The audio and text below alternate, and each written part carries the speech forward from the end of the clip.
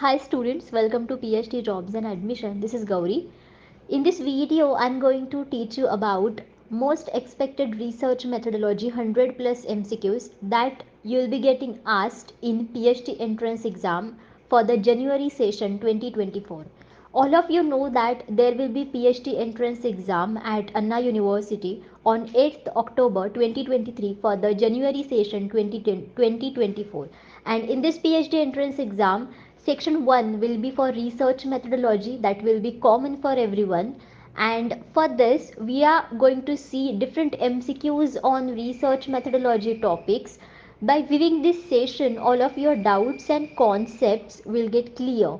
Okay, that's why all of you need to see this video until the end so that all of your concepts will get clear. You will get an idea exactly what types of MCQs they will ask you in the PhD entrance test. Okay, now let us see quickly about a research methodology complete course that we provide to all the students so that they can prepare very well for the PhD entrance test and they can qualify the PhD entrance test. In this course, we provide you full syllabus video lectures under which theory and MCQ lectures are available. We provide full syllabus notes and mock tests. We have 400 mock tests. We have basically 400 MCQs in the mock tests, and you can solve all of these 400 MCQs, and by that you can prepare very well. Okay, we are providing you notes, and those notes are really very good for your preparation and everything. We are going to provide you more than 1500 MCQs revision PDF. In that revision PDF, you can revise all the topics that you will be getting asked in research methodology section of PhD entrance test, and you will get more than 80% MCQs from this PDF only out of 100% MCQs in the research methodology section of PhD entrance test. And all of this study material will be available in Hindi and English, both the languages. Okay, so students, if you want to buy this course, then you can either download the Global Online app from the Play Store. For that, I have given the link in the description box of this video, or else you can contact me through the WhatsApp numbers that I have shown on this screen. The course fee is only 699, and in this low fees we provide guaranteed selection to all the candidates. Okay, and that's why this course is really helpful. The students who have purchased this course previously in the last year, all those students have qualified the PhD entrance test with really very good marks. And the topics that I have mentioned on the screen, on all of these topics, they will ask you questions in PhD entrance test, and we have covered all of these topics in complete course. Okay, Question 1 is a paired t-test consists of n pairs of observations. What is the number of degrees of freedom for the test? So here they have given us that there is a paired t-test and it consists of n numbers of observations. Okay, n pairs of observations basically, and we need to find out the number of degrees of freedom. So students, degrees of freedom, this concept is really important in the statistical tests, because through the degrees of freedom only we can find out the results of test statistic. Okay, and degrees of freedom means that free entities or free pieces of information, okay, of the data, and this is really very much important. So for paired t-test, the formula for degree of freedom is df is equal to n minus 1, where n is the number or pairs of observations, and that's why your correct answer over here should be 3, because the correct answer is n minus 1, which is the formula for degrees of freedom in paired t-test. Next, students, t-test was designed by. Now here they have given the names of different scientists, and we need to find out the name of the scientist who has given or designed a student's t-test. So whether he is R.A. Fisher or Wilcoxon or Wald, Wolfo, Wids or W.S. Gossett. So basically students, this student's t-test, okay, this is referred to as technique for testing theory of mean, okay, for testing theory of mean of small sample which is taken from population with normally distributed distribution, okay, when standard deviation of provided population is unknown. So basically we use this student's t-test whenever the distribution of data within the population is normal, and as well we don't know about the standard deviation of it, and here we need to find out the differences in the mean of the samples. Okay, and this is the technique, and this is basically designed by William Silly Set. Okay, and that's why your correct answer should be for WS Set.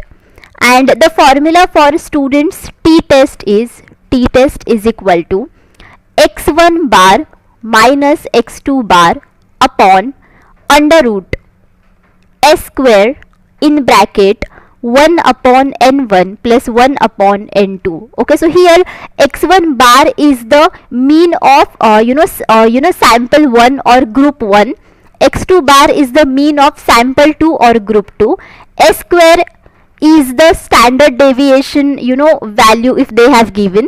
Then basically here the actually value of standard deviation is unknown, but here is the formula is like this, and n1 is the total number of samples for group 1 or sample 1, then n2 is the total number of samples for group 2 or sample 2. Okay, all of you getting, students? And there are different types of t-test, such as paired t-test is there, and in the paired t-test groups are drawn from same population. Okay, then two sample t-test, here groups are drawn from two different population, and in one sample t-test group is being compared against only standard value. Okay, but here your correct answer should be 4. Along with that, we provide you paper 2 study material, because paper 2 is nothing but your section 2, under which they will ask you questions on your concerned research topic and research subject. So for that preparation, this is the study material. In this you will be getting full syllabus notes and MCQs. In the MCQ section, we are providing you most expected MCQs and PYQs PDF. By the use of that PDF, you can solve many MCQs, and you will be getting most expected MCQs, and by that you can prepare very well for paper 2. So the subjects that I have mentioned on the screen, on all of these subjects currently we have paper 2 study material. If you want study material for any other subject, then you can ask me in the comment box. And the fees for paper 2 study material is only 999, and in this low fees we provide guaranteed selection to all the candidates. To join our courses, you can contact me through the WhatsApp numbers that I have shown on the screen. And paper 2 study material will help you to qualify the PhD entrance test, as well to qualify the interview session, because within interview session they will ask you more often questions on paper 2, and that's why we have covered the notes about that in the study material. Okay, next, which one among the following statement is true in the context of the testing of hypothesis? Okay, so here they have given us different statements regarding the testing of hypothesis part, and we need to find out the true statement which is relevant to the testing of hypothesis concept. So the first statement is, it is only the alternative hypothesis that can be tested. It is only the null hypothesis that can be tested. Both the alternative and the null hypothesis can be tested. Both the alternative and null hypothesis cannot be tested. So students, we formulate hypothesis so that we can test it. Okay, and that's why there is the a permission, or you can say there is a rule, okay, that we need to test the hypothesis in any kind of a research process, and here we only test the null hypothesis. Okay, because whenever we accept the null hypothesis, okay, then in that case we are going to reject the alternative hypothesis, and whenever we reject the null hypothesis, then in that case we are going to accept the alternative hypothesis, and that's why there is need to only test only one hypothesis, and which is null hypothesis. Okay, so this is the most important concept in testing part of hypothesis, because we need to know exactly what type of hypothesis we are going to test, and here is the answer, that is 2, which is we are going to test only null hypothesis. Okay, Next, goodness of fit of a distribution is tested by. Now, goodness of fit of a distribution is tested by which statistical technique? So, whether it is t-test or f-test or chi-square test or z-test. Okay. So, students, let us see first of all what is goodness of fit of a distribution. So, goodness of fit is basically a test, and this is a statistical technique. Okay. And here we see how well sample data fit a distribution from population with normal distribution exactly. Okay, and there are lots of methods to determine goodness of fit test. So one of them is chi-square test. Okay, chi-square test. Then the another test is Kolmogorov Smirnov test. Okay, Kolmogorov Smirnov test. Then next is Anderson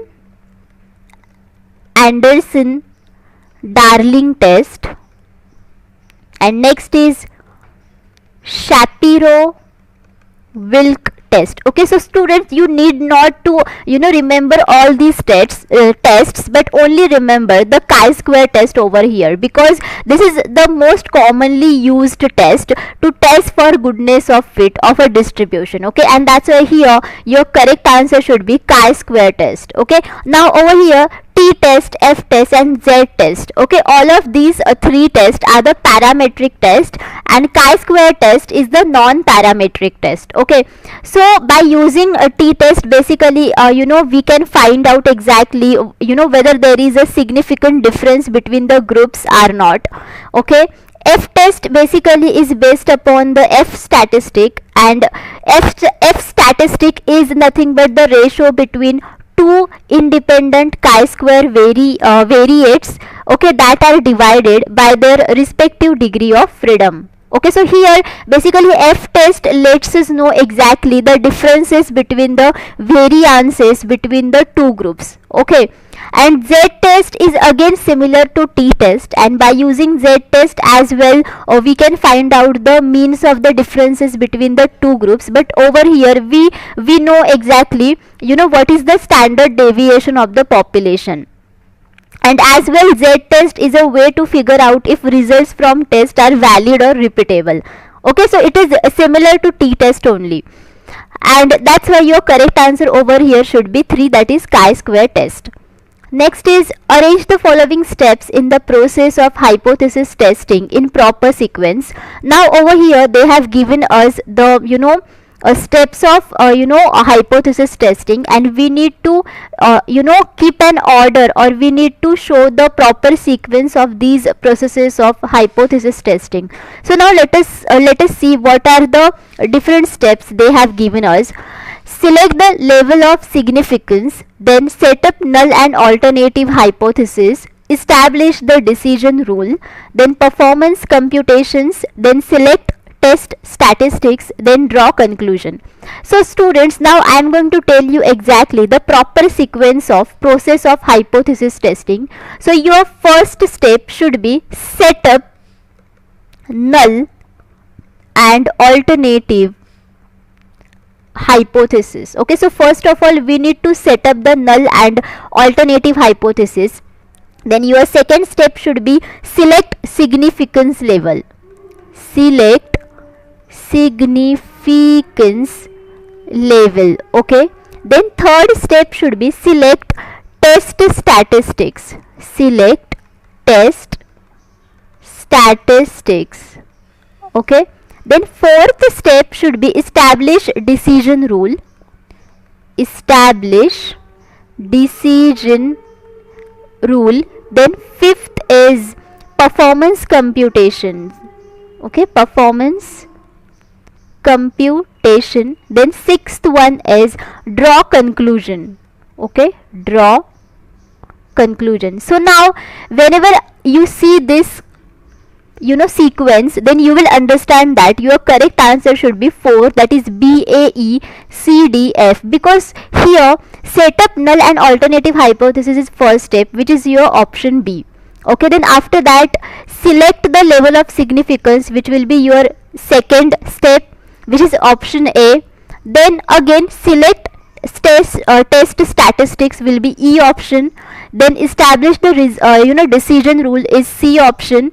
Then performance computations D option, and draw conclusion F option, and that's why your correct answer should be 4. Okay, next, which among the following are non-parametric statistics? So over here they have given us some names of non-parametric statistics, and we need to identify, from this list, what are those non-parametric statistics. So t-test, f-test, Spearman's rank order correlation, Mann-Whitney-Wilcoxon test, or Kindle coefficient of concordance. Okay, so students, as I have told you earlier in the previous videos, that there are basically two types of tests, and those are parametric and non-parametric tests. And parametric tests basically based upon certain assumptions about the population, but non-parametric test does not assume any assumptions regarding the population. Basically non-parametric test follows a distribution free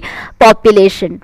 Okay, so from these list, Spearman's rank order correlation, Mann-Whitney-Wilcoxon test, and Kindle coefficient of concordance, these are the types of non-parametric statistics. And t-test and f-test that I have told you earlier in this video, these are the parametric tests. Okay, so now let us see exactly what are these. So now this Spearman's rank correlation basically assesses how well there is the relationship between two variables can be described by using monotonic function. Monotonic function means by using only single function. Okay, or you can say here whatever we use actually is the rank order. So basically here there is lots of data, and we give the ranking to the data, and based upon the ranking we are going to do the testing over here. Okay, and next is Mann-Whitney-Wilcoxon test. This is the alternative test for unpaired t-test. Okay, unpaired t-test is there, which is a parametric test, and if because of certain assumptions we can't able to do this parametric test, then alternatively instead of this we can follow Mann-Whitney-Wilcoxon test. Okay, and the last one is Kindle coefficient of concordance. This is again the test which is non-parametric, and it is used for assessing agreement among raters basically. Okay, and that's why here your correct answer should be 4, that is C, D and E only. Okay, next, kinked demand curve hypothesis was put forward by. So here they have given the names of certain scientists, and we need to identify the name of that scientist who has given the concept of kinked demand curve hypothesis. So let us see different options: Paul M. Sweezy, Augustine Cournot, Bert Rand, then Stackelberg. So first of all, let us see exactly what is the kinked demand curve hypothesis. Okay, so basically this kinked demand curve, okay, this illustrates interdependence of firms in an oligopoly market. Okay, so there is an oligopoly market. Okay, oligopoly market, and here by using this curve we can illustrate the interdependence of firms in this market. Okay, and there is a kink at level of prevailing price. So when there is a level of prevailing price, then at that level there will be a kink. Okay, and there is kink which exists, okay, because there are certain reasons behind it. So what are those reasons? So the first reason is segment above prevailing price level is highly elastic. So when there is a level of prevailing price, okay, so after that price when there is highly elastic behavior, okay, so that's why there is kink. And the second reason is segment below prevailing price level is inelastic. Okay, so there is a segment below prevailing price level and which is inelastic, and because of that there is kink. Okay, but you need to understand over here only the correct answer is Paul M. Sweezy, and this is the scientist who has given the concept of kinked demand curve hypothesis. Okay. Next is which test we normally apply for qualitative data. So whenever we need to test the qualitative data, then for that which kind of test we normally apply. So whether it is T test, whether it is F test, whether it is chi-square test or Z test.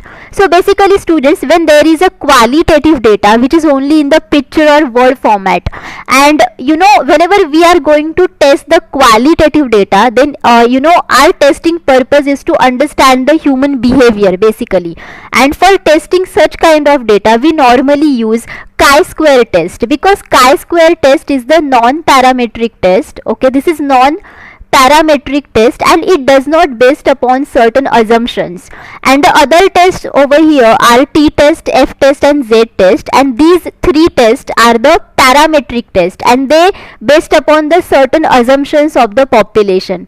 And as I have told you earlier in this video that chi-square test can test the goodness of fit, right, goodness of fit. And as well there is another test which can be done by using chi-square test is the independence test. Okay, independence test, and that's why whenever we need to test the qualitative data, then we normally apply chi-square test. Okay, and that's why your correct answer should be 3. Next, F test is used to test the significance of the differences between or among. So what is the usefulness of F test, why we use the F test. So whether we need to identify the significance of the differences between or among two sample mean or more than two samples mean or variance of two samples, or B and C. B and C means second and third option. So students, as I have told you earlier in this video that F test is what? This is the parametric test. Okay, and F test basically based upon the F statistic, and F statistic is nothing but the ratio. So what is this ratio? This is the ratio between two independent chi-square variates. So here two independent chi-square variates. So this is the ratio between two independent chi-square variates, okay, that are divided by their respective degrees of freedom. So basically this is the ratio between, okay, so for example I have this V1 variate, so divided by its degree of freedom upon second variate divided by its degree of freedom. So this whole ratio is nothing but the F statistic, and that's why F statistic or F test is used to test the significance of the differences between or among variance of two samples. Okay, and as well F test is used by ANOVA. Okay, and ANOVA is the parametric test and this is the extension of T test. In ANOVA we can assess the means between more than two groups, all of you getting, and that's why whenever I need to test or see whether there is differences among or between more than two samples mean, then again for that purpose as well I can use F test, and that's why your correct answer over here should be 4, that is this B and C, because both of these can be done by using F test. Okay, so students, don't confuse this, don't confuse with this. Okay, you can understand over here that F test is used to test the significance of the differences between or among more than two samples mean and as well variance of two samples. Okay, next is, now here they have given us two lists, list 1 and list 2, and we need to match list 1 with the list 2. So now let us see over here first of all what is list 2. So in list 2 they have given certain names of the test: Z test, chi-square test and F test, and here in list 1 they have given the use of these tests, why we use this test. So first option is testing the goodness of fit of a distribution, testing the significance of the differences among the average performance more than two sample groups, testing the significance of the difference between the average performance of two sample groups. Okay, and basically these groups are large sized. So now in this video we have seen that chi-square test can be used to test the goodness of fit of a distribution, right? And that's why A will go for 2. So Z test and F test both are parametric test. Okay, and earlier in the previous question itself we have seen that. Okay, whenever I need to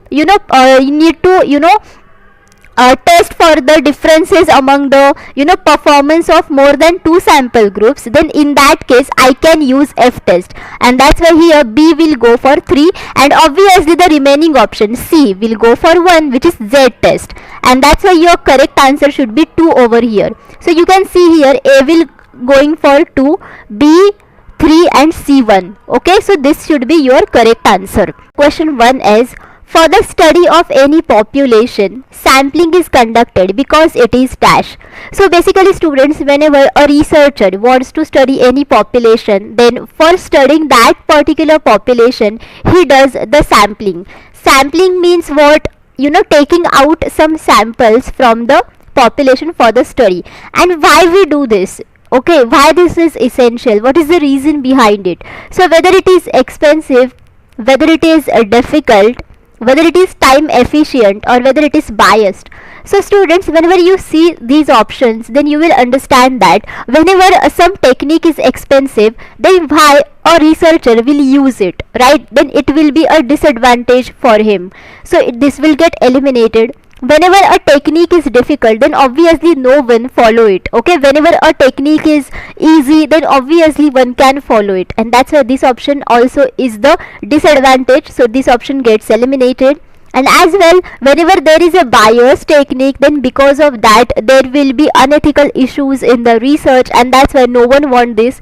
So this again gets eliminated as it is disadvantageous, and that's why your correct answer should be 3, because over here time efficient is one of the advantage of sampling technique, because a researcher can study whole population at a time, because it includes lot of participants, and that's why it will require a lot of time and funding for a researcher to study all the participants in the target population, and that's why he uses sampling technique, so that he can properly select some samples from the population which are the representative of the whole population, and it will be time efficient. And as well, researcher does not does not want lots of funding. So your correct answer should be 3 over here.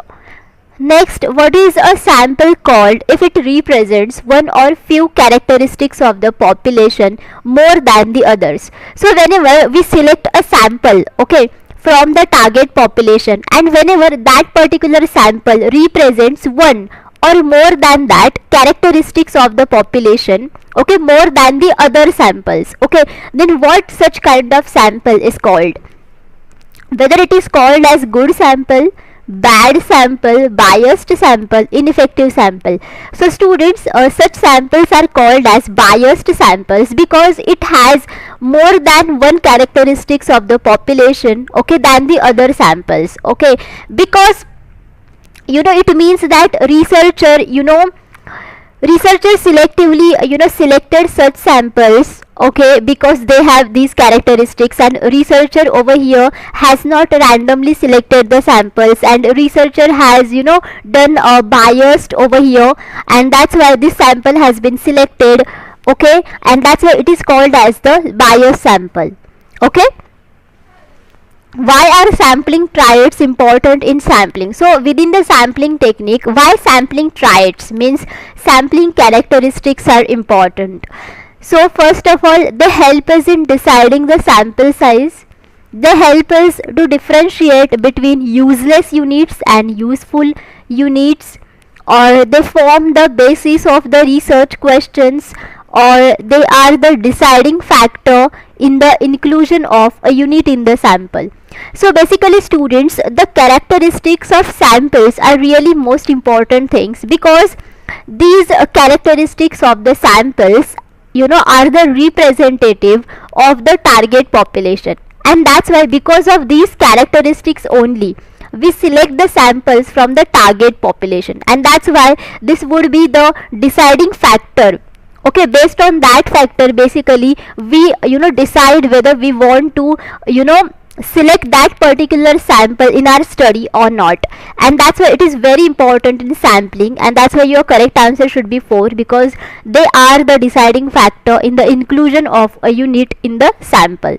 Okay, which of the following is true about sampling? Now here they have given us some statements regarding sampling, and we need to identify the true statement about sampling.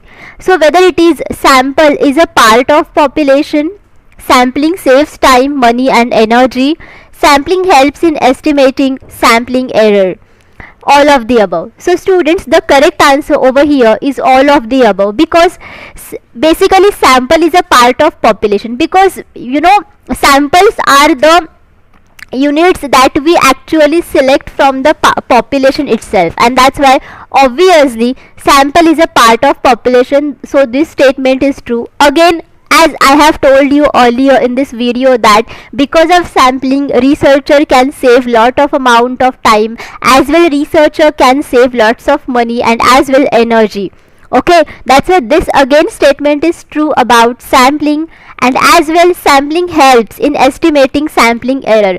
Basically sampling error causes because causes because of the mistakenly chosen wrong sample size, and as well whenever we use wrong sampling methods, then again because of that sampling error occurs, and we are going to see in detail in the next part of this video, so don't worry. But basically sampling actually helps us in estimating the sampling error itself.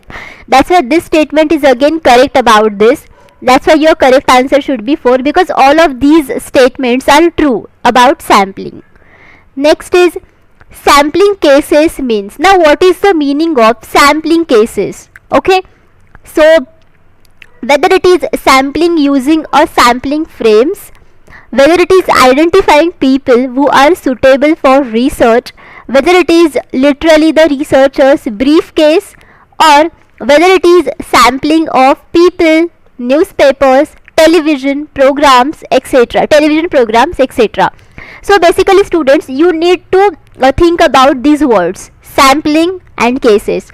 So sampling means, sampling techniques means we are selecting samples from the population, right? What are cases? Basically cases means what? Cases means particular people, individual. Okay, cases can be anything, incident, any objects. Okay, that's why sampling cases means the case that we have selected as a sample, okay, from the target population. So basically it could be anything, it could be a person, it could be people, it could be any kind of objects. Okay, and that's why your correct answer should be over here 4, because sampling of people, sampling of newspapers, sampling of television programs, sampling of incidents, sampling of certain objects, so these are the sampling cases. Okay, next, the aggregate of all the units pertaining to a study is called.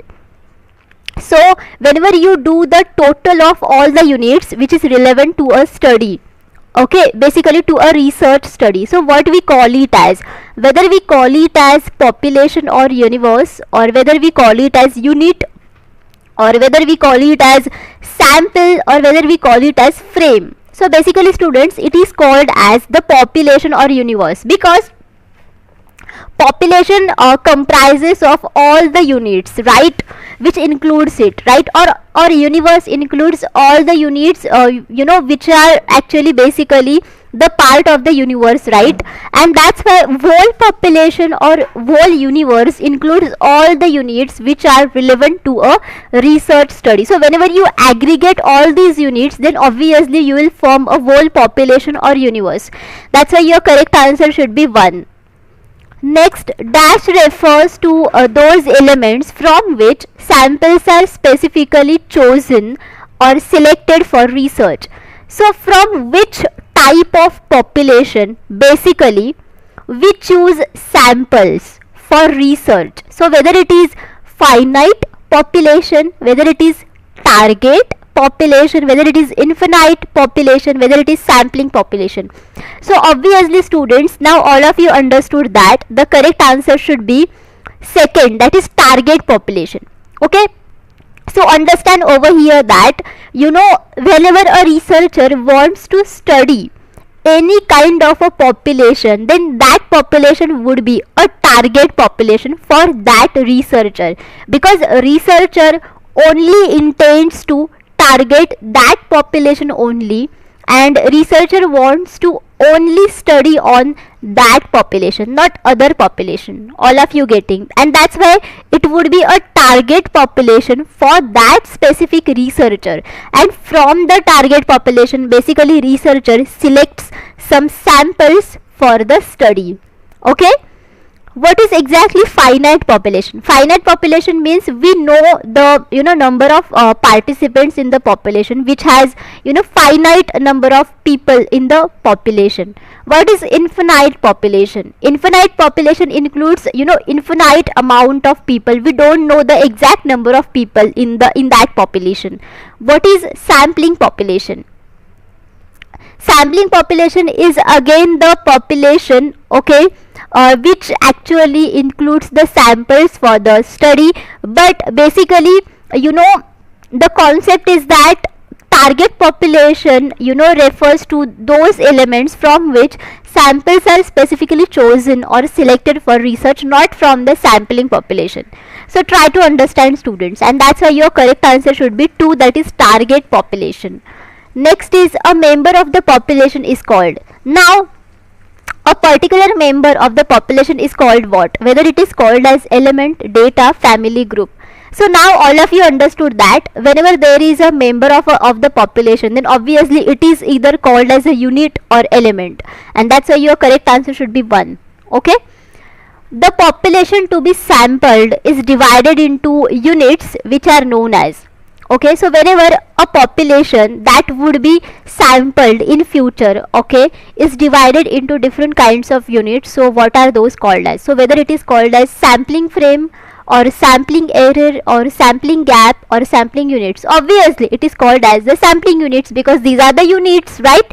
So for example, I have 1000 people of population, and this population is need to be sampled, and that's why it is divided into different units. Okay, S1, S2, S3, S4. So these are the 4 units. So basically this is called as one of the sampling unit, this is called as another sampling unit, this is called as sampling unit, this is called as sampling unit, and that's why your correct answer should be 4 over here. Okay, and a sampling frame basically is the frame, okay, from or you can say which includes all the samples that already we have selected for a study. So this is called as the sampling frame.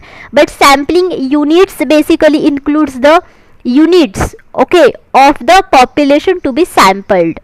Okay, and it does not give the guarantee that it includes all the participants which are selected for the study, but sampling frame includes all the population or participants which are selected for the study. And all of you now understood that error, here the sampling error causes because of the wrong selection of sample size, and as well because of the wrong selection of the sampling technique that we are going to see in the next video, so don't worry.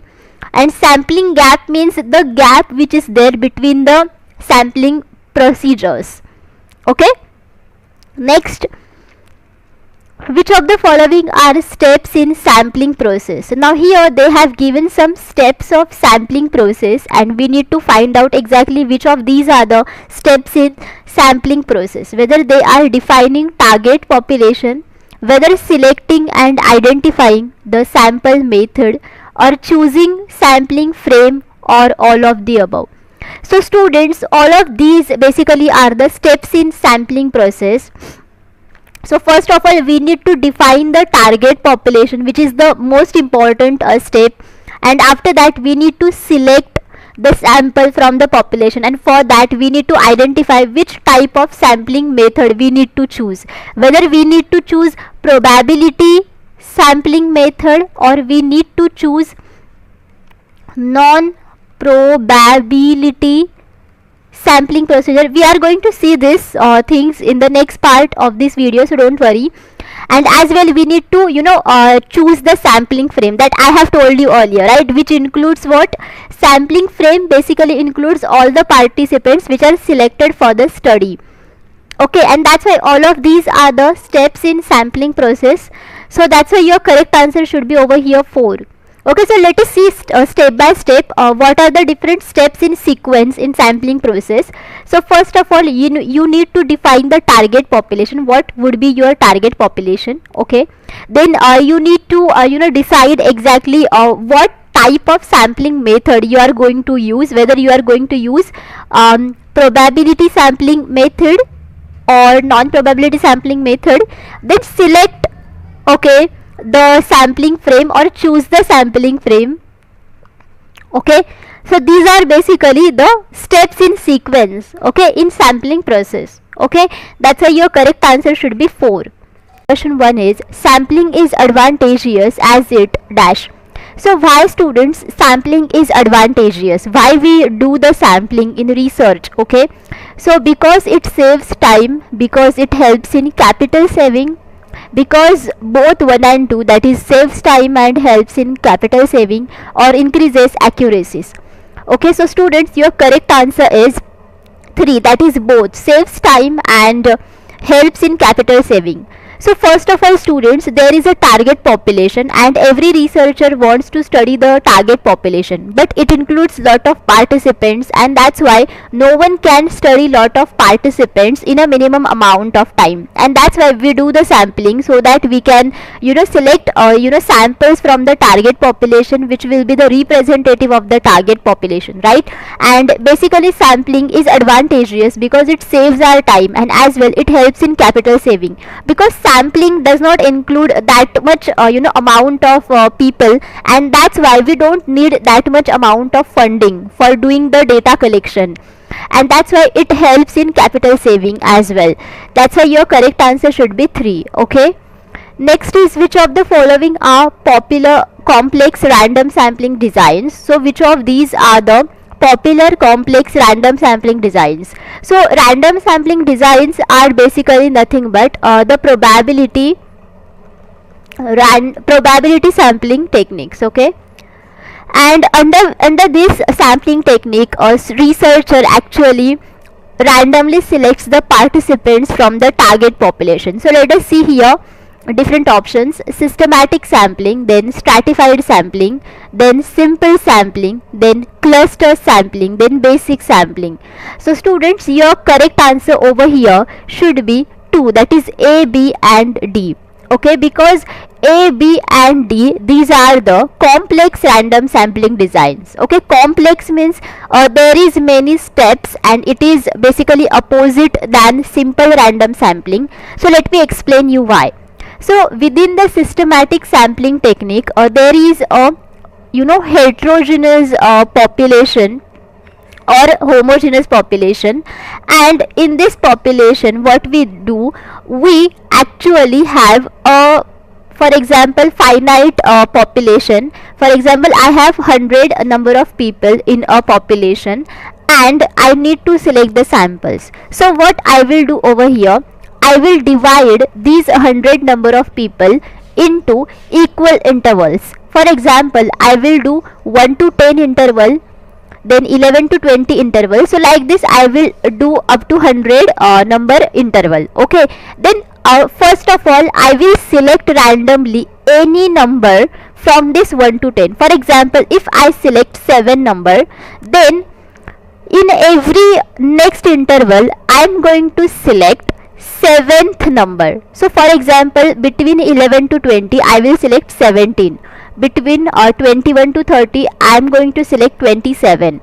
So firstly I am going to randomly select 7 number, then after that in each interval I am going to select the nth number. Okay, all of you getting? And this is called as a systematic sampling, but it is random sampling design because at the first time I am going to select the sample randomly over here.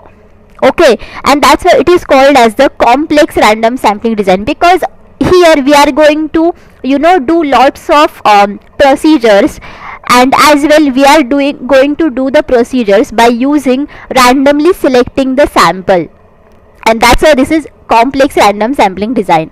Next is stratified sampling. Now stratified sampling actually is done when there is obviously the heterogeneous population, whenever population includes lots of characteristics of people, okay, or people which have the lots of characteristics, I mean to say different characteristics. So for example, here I have heterogeneous population. So what I am going to do is I am going to divide this population into different subgroups. For example, S1 subgroup, S2, S3, like that. And I am going to select the samples randomly from each subgroup. And after that, finally, I will make a sample. Okay, this would be the stratified sampling technique. So here as well I am going to select the samples randomly, and that's why this is random sampling design. And over here as well I am going to use different kind of procedures, okay, and that's why this is complex random sampling design.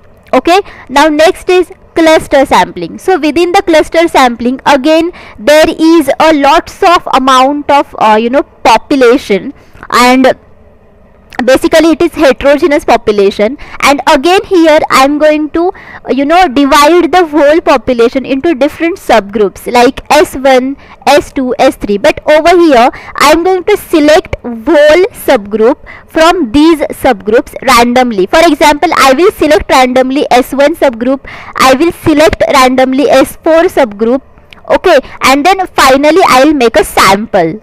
Okay, so this is called as the cluster sampling, and that's why this is as well the complex random sampling design. And within the simple sampling, there is only the way that we are only selecting the samples randomly from the whole population. This is the only one process or step we are going to do in simple random sampling technique, and that's why this is only the simple random sampling technique, not a complex random sampling technique. And that's why your correct answer should be 2 over here, that is A, B, D only, because over here systematic sampling, stratified sampling and cluster sampling, all of these are the complex random sampling designs. Okay, next, random sampling is helpful as it is dash. So why random sampling design is helpful? Because it is reasonably accurate, because it is free from personal biases, because it is an economical method of data collection, because all of the above. So students, as I have told you earlier in the question 2, that within the random sampling technique we are going to select the samples randomly from the whole population, and that's why it is reasonably accurate, because we are going to select the samples randomly, so we don't know exactly whether we are going toward the specific characteristic or not. Basically here we can select all the kinds of people from the target population, okay, which include lots of characteristics, and that's why it is reasonably accurate. And as well here there is no any kind of biases that researcher can do, because here researcher don't know the identity of the participants, and that too researcher is selecting the samples randomly from the target population, right? And that's why it is bias free. So again this is one of the advantages of it. And as well this is the economical method of data collection, because here researcher can target the lots of number of population, and as well it saves the time, it saves the capital as well, okay, and that's why this is the economical method of data collection. So this is again the helpful thing of it, and that's why your correct answer should be 4, that is all of the above. Okay, next, that dash is a preferred sampling method for the population with finite size. So from these sampling techniques, which is the preferred sampling technique for the population with finite size? So whether it is systematic sampling, whether it is purposive sampling, whether it is cluster sampling, or whether it is area sampling. So as I have told you earlier in this video, that in the systematic sampling technique we know the size of the population, that means the size of the population is finite over here, and that's why we are able to make the intervals of the whole population like 1 to 10, 10 to 20, and that's why whenever the population size is finite, then our preferred sampling method is systematic sampling, okay, which is a random sampling technique.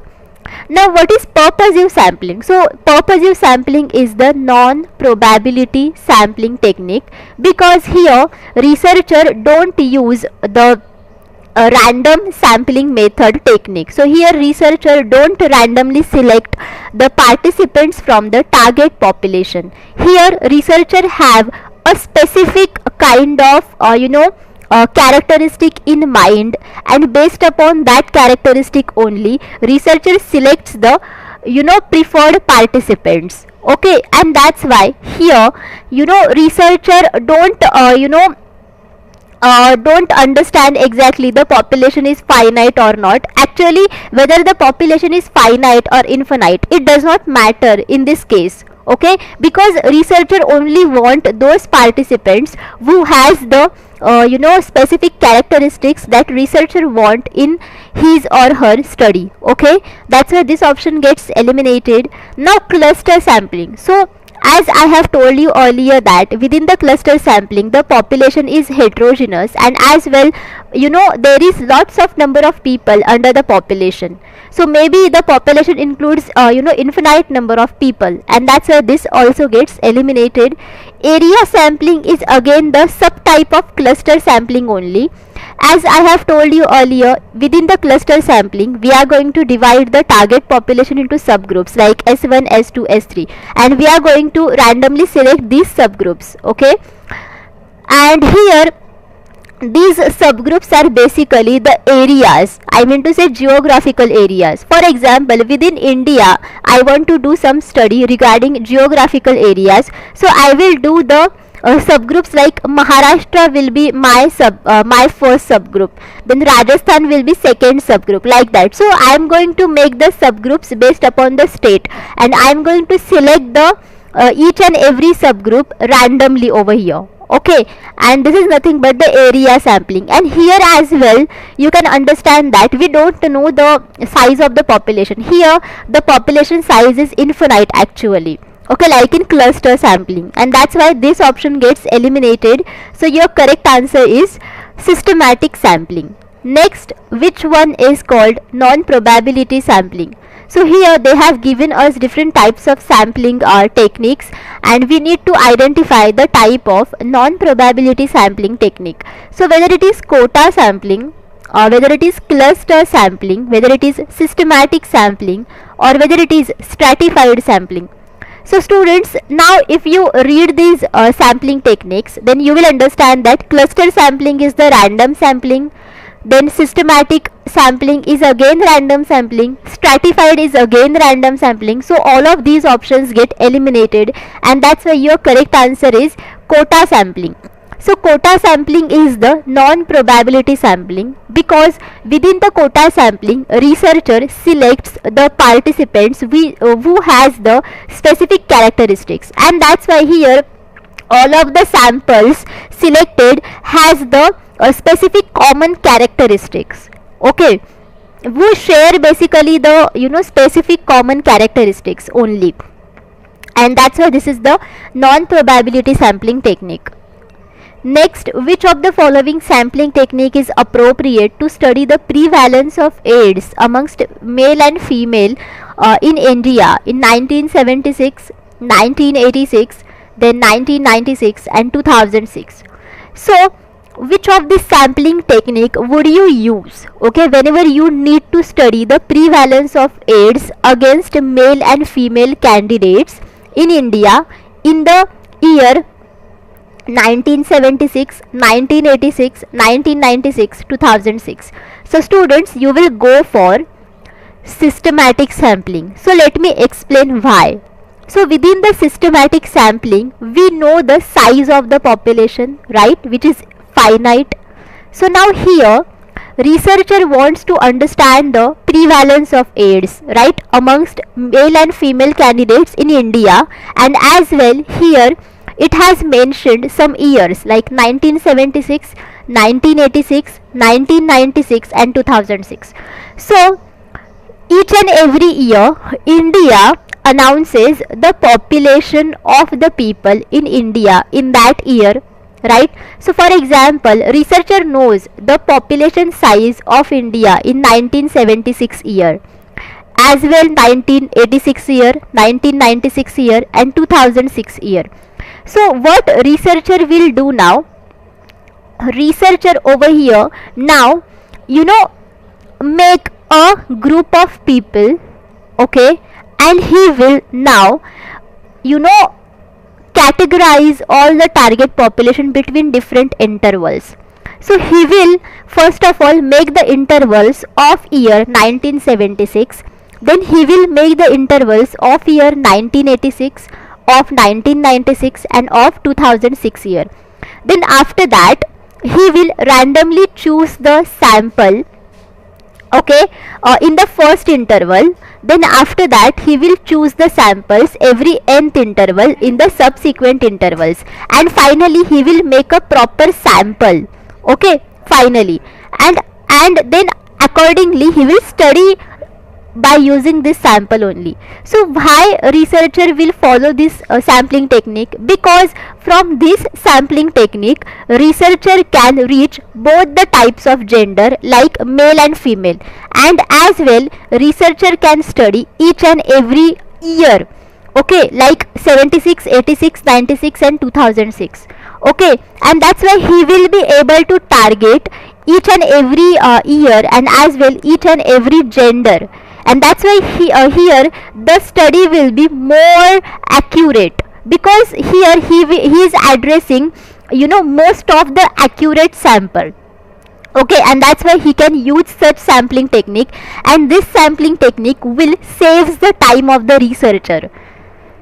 So within the quota sampling, researcher actually uses the particular characteristic of you know, people, and accordingly he select that kind of people who has that characteristic. But over here researcher don't know exactly who has AIDS and who has not. That's why this sampling technique won't be useful over here. Within cluster sampling technique, basically researcher, what does he actually you know, randomly select the subgroups from the target population. But over here the target population is not actually infinite, it is finite, and this technique as well won't be useful. Within the stratified random sampling, researcher makes the subgroups and randomly then select the samples, but actually this is the useful, but this is not preferred sampling technique, because systematic sampling technique will be more preferred than stratified random sampling. So this again gets eliminated. That's why your correct answer should be 3, which is systematic sampling. Okay, which one of the following principles is not applicable to sampling? Now here they have given certain principles of sampling techniques, and which is the principle which is not applicable to sampling technique. So whether it is sample units must be clearly defined, whether it is sampling units must be dependent on each other, whether it is same units of sample should be used throughout the study, whether it is sample units must be chosen in a systematic or objective manner. So your correct answer should be 2, because sample units must not be dependent on each other. When sample units are dependent on each other, then that sampling technique would be unethical, and as well it would be biased, okay, because the sample units are dependent on each other, okay, and that's why this is the principle which is not applicable to sampling. Sample units must be clearly defined. Yes, this is one of the principle which is applicable to sampling. As well, same units of sample should be used throughout the study. When we use different units, then obviously our results won't be accurate, right? So this is again the one of the principle which is applicable to sampling. Sample units must be chosen in a systematic and objective manner. So again this is one of the principle of sampling technique, because we need to actually do all the procedures in a systematic and objective manner. Okay, next, suppose you want to investigate the working efficiency of nationalized bank in India, which one of the following would you follow? Now a researcher, or for example I want to investigate the working efficiency of nationalized bank in India. So for that I need to collect the data, okay, and for that I need to select the samples. So for selecting the sample, which sampling technique I need to follow, whether I need to follow area sampling, whether I need to follow quota sampling, or sequential sampling, or multi-stage sampling. So students, in such situations I will follow the multi-stage sampling. So let me explain why. So basically multi-stage sampling is a sampling technique which is the subtype of cluster sampling technique. So here actually the sampling selection or the selection of samples basically occurs based upon different stages, okay, multiple stages. So let me explain how. So now here I want to investigate the working efficiency of nationalized bank in India, right? And that's why I need to identify the nationalized banks in India. Okay, so for example SBI is one of the nationalized bank of India. Then again Baroda Bank is one of the National Bank of India. Okay, then Punjab National Bank is again one of the National Bank of India, right? And here India, okay, has lots of population, though I know that the population is finite, okay, but still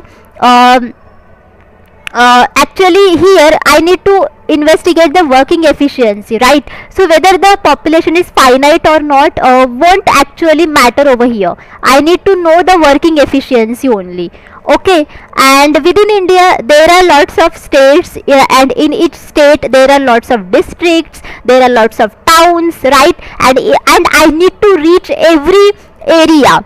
So firstly what I will do, I will make the subgroup of India into different states, okay. Then within the different states I will make the subgroups of districts. Then within the districts I will make subgroups of towns or villages, and subsequently I will make the I will basically choose the nationalized bank, and after that then I will investigate the working efficiency of that specific nationalized bank. And that's why this technique would be more efficient, because by using this technique I can reach the each and every nationalized bank in India, so that I can investigate their working efficiency more accurately, okay. That's why I will use this sampling technique, which is called as multi-stage. It is called as multi-stage because over here you can see I have selected the samples between the multiple stages, like I have made the states, okay, groups, then I have made the groups of districts, then at the last I have made the groups of towns or villages, okay. Now I have explained you what is area sampling, I have explained you what is quota sampling. Now what is sequential sampling? As the name suggests over here, it is sequential. So basically it includes lot of sequences, okay. For example, whenever researcher don't know exactly whether the particular sampling technique will be feasible or not, then in such kind of sampling techniques he will first of all use a minimum amount of participants in his or her sampling technique, and after that if he finds that that particular sampling technique is feasible, or whether he is getting a accurate kind of data, then after that again he will select the samples. So here researcher basically sequentially selecting the samples, all of you getting, and that's why here your correct answer should be 4, that is multi-stage sampling technique. When a research problem is related to heterogeneous population, the most suitable sampling method is, now here when there is a heterogeneous population, then what type of sampling method a researcher should follow, whether it is lottery method, whether it is cluster sampling, or whether it is stratified sampling or convenient sampling. Now all of you understood that in such kind of situation you need to follow stratified sampling technique, because there is a heterogeneous population which includes the people who has different characteristics, and that's why over here we need to make the subgroups of this heterogeneous population, and I'm going to select the samples randomly from each subgroup. All of you getting? Okay, and that's why whenever there is a heterogeneous population, then stratified sampling technique will be more feasible. Okay, what is lottery method? So now lottery method is the random sampling technique, and in such sampling method we are going to select the numbers randomly, and here we are going to assign each number to the subject. All of you getting? Or you are going to assign each number to the each participant. Okay, and accordingly I am going to select such numbers randomly, and that's why this is the random sampling technique. Then all of you understood now cluster sampling. Then convenient sampling technique is again the non-probability sampling technique, and here a researcher actually based upon his or her convenience select the samples. For example, a researcher is in a university, okay, on a Tuesday, then he will select the participants who are there in the college on that day only. Okay, then he won't do any other practices over there.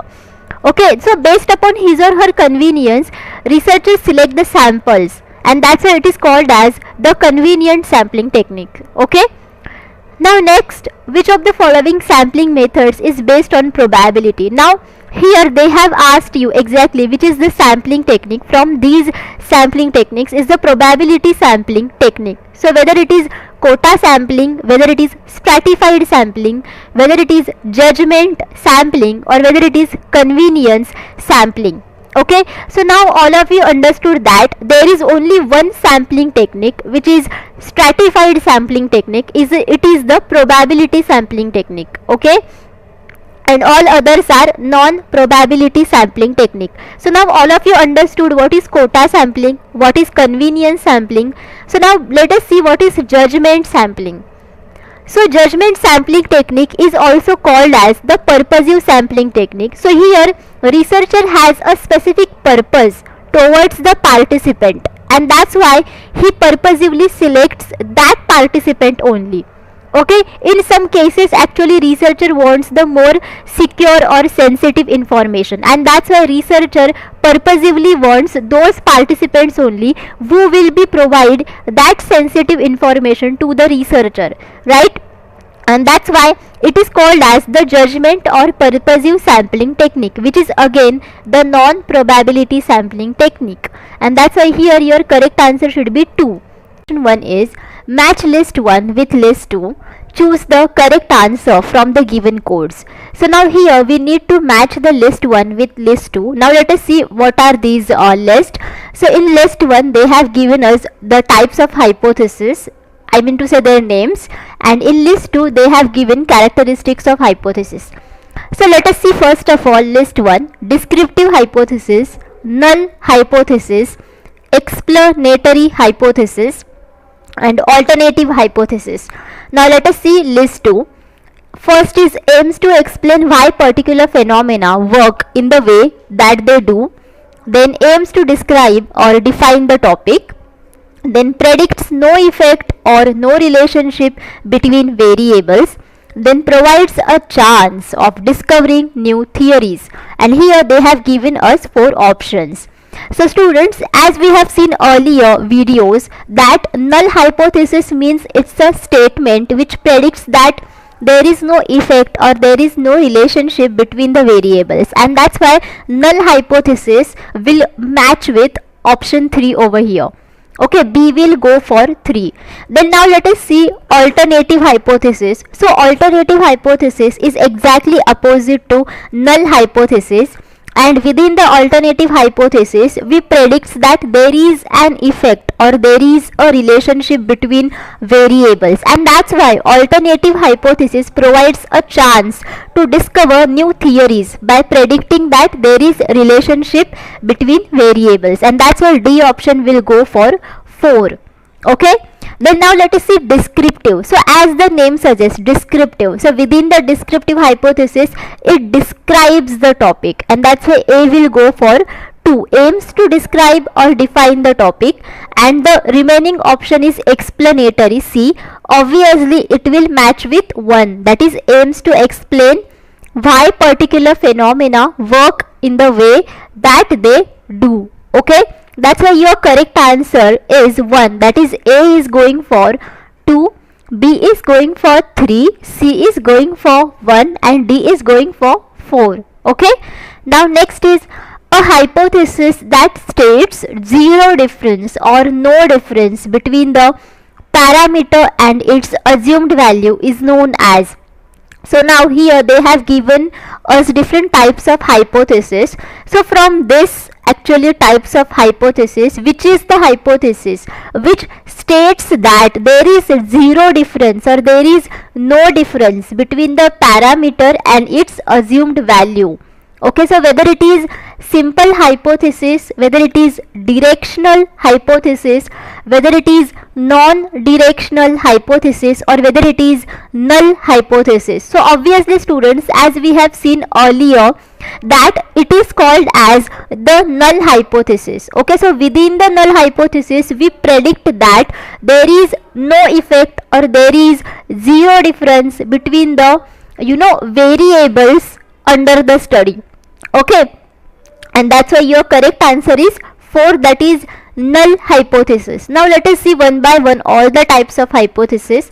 Now simple hypothesis is the type of hypothesis under which we predict that there is a existing relationship between the variables. So basically simple hypothesis describes the population exactly. Okay, so it describes the population as it is. Okay, this is the simple hypothesis, or basically simple hypothesis describes the data distribution.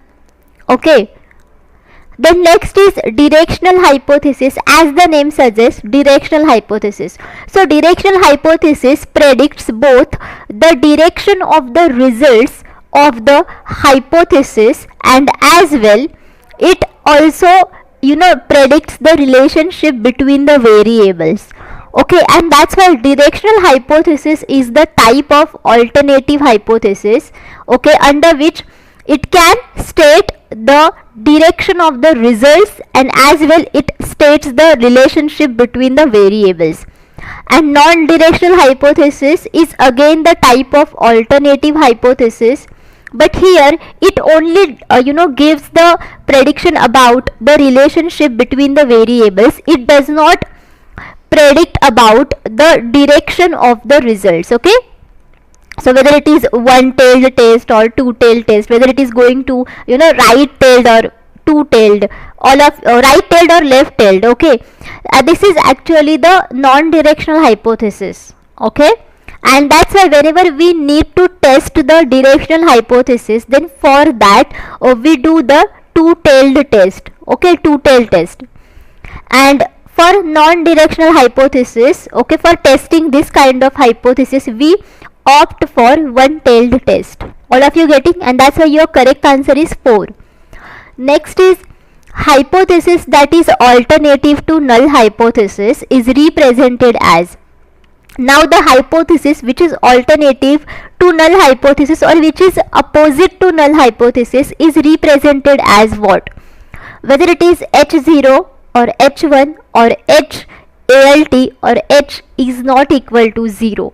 So basically students, null hypothesis suggests that or predict that there is zero relationship between the variables, and that's why the alternative hypothesis to null hypothesis predicts that there is the relationship between the variables. All of you getting? And that's why this kind of hypothesis is called as the alternative hypothesis, or it is also called as the research hypothesis. Okay, and it is denoted by H1 or HA.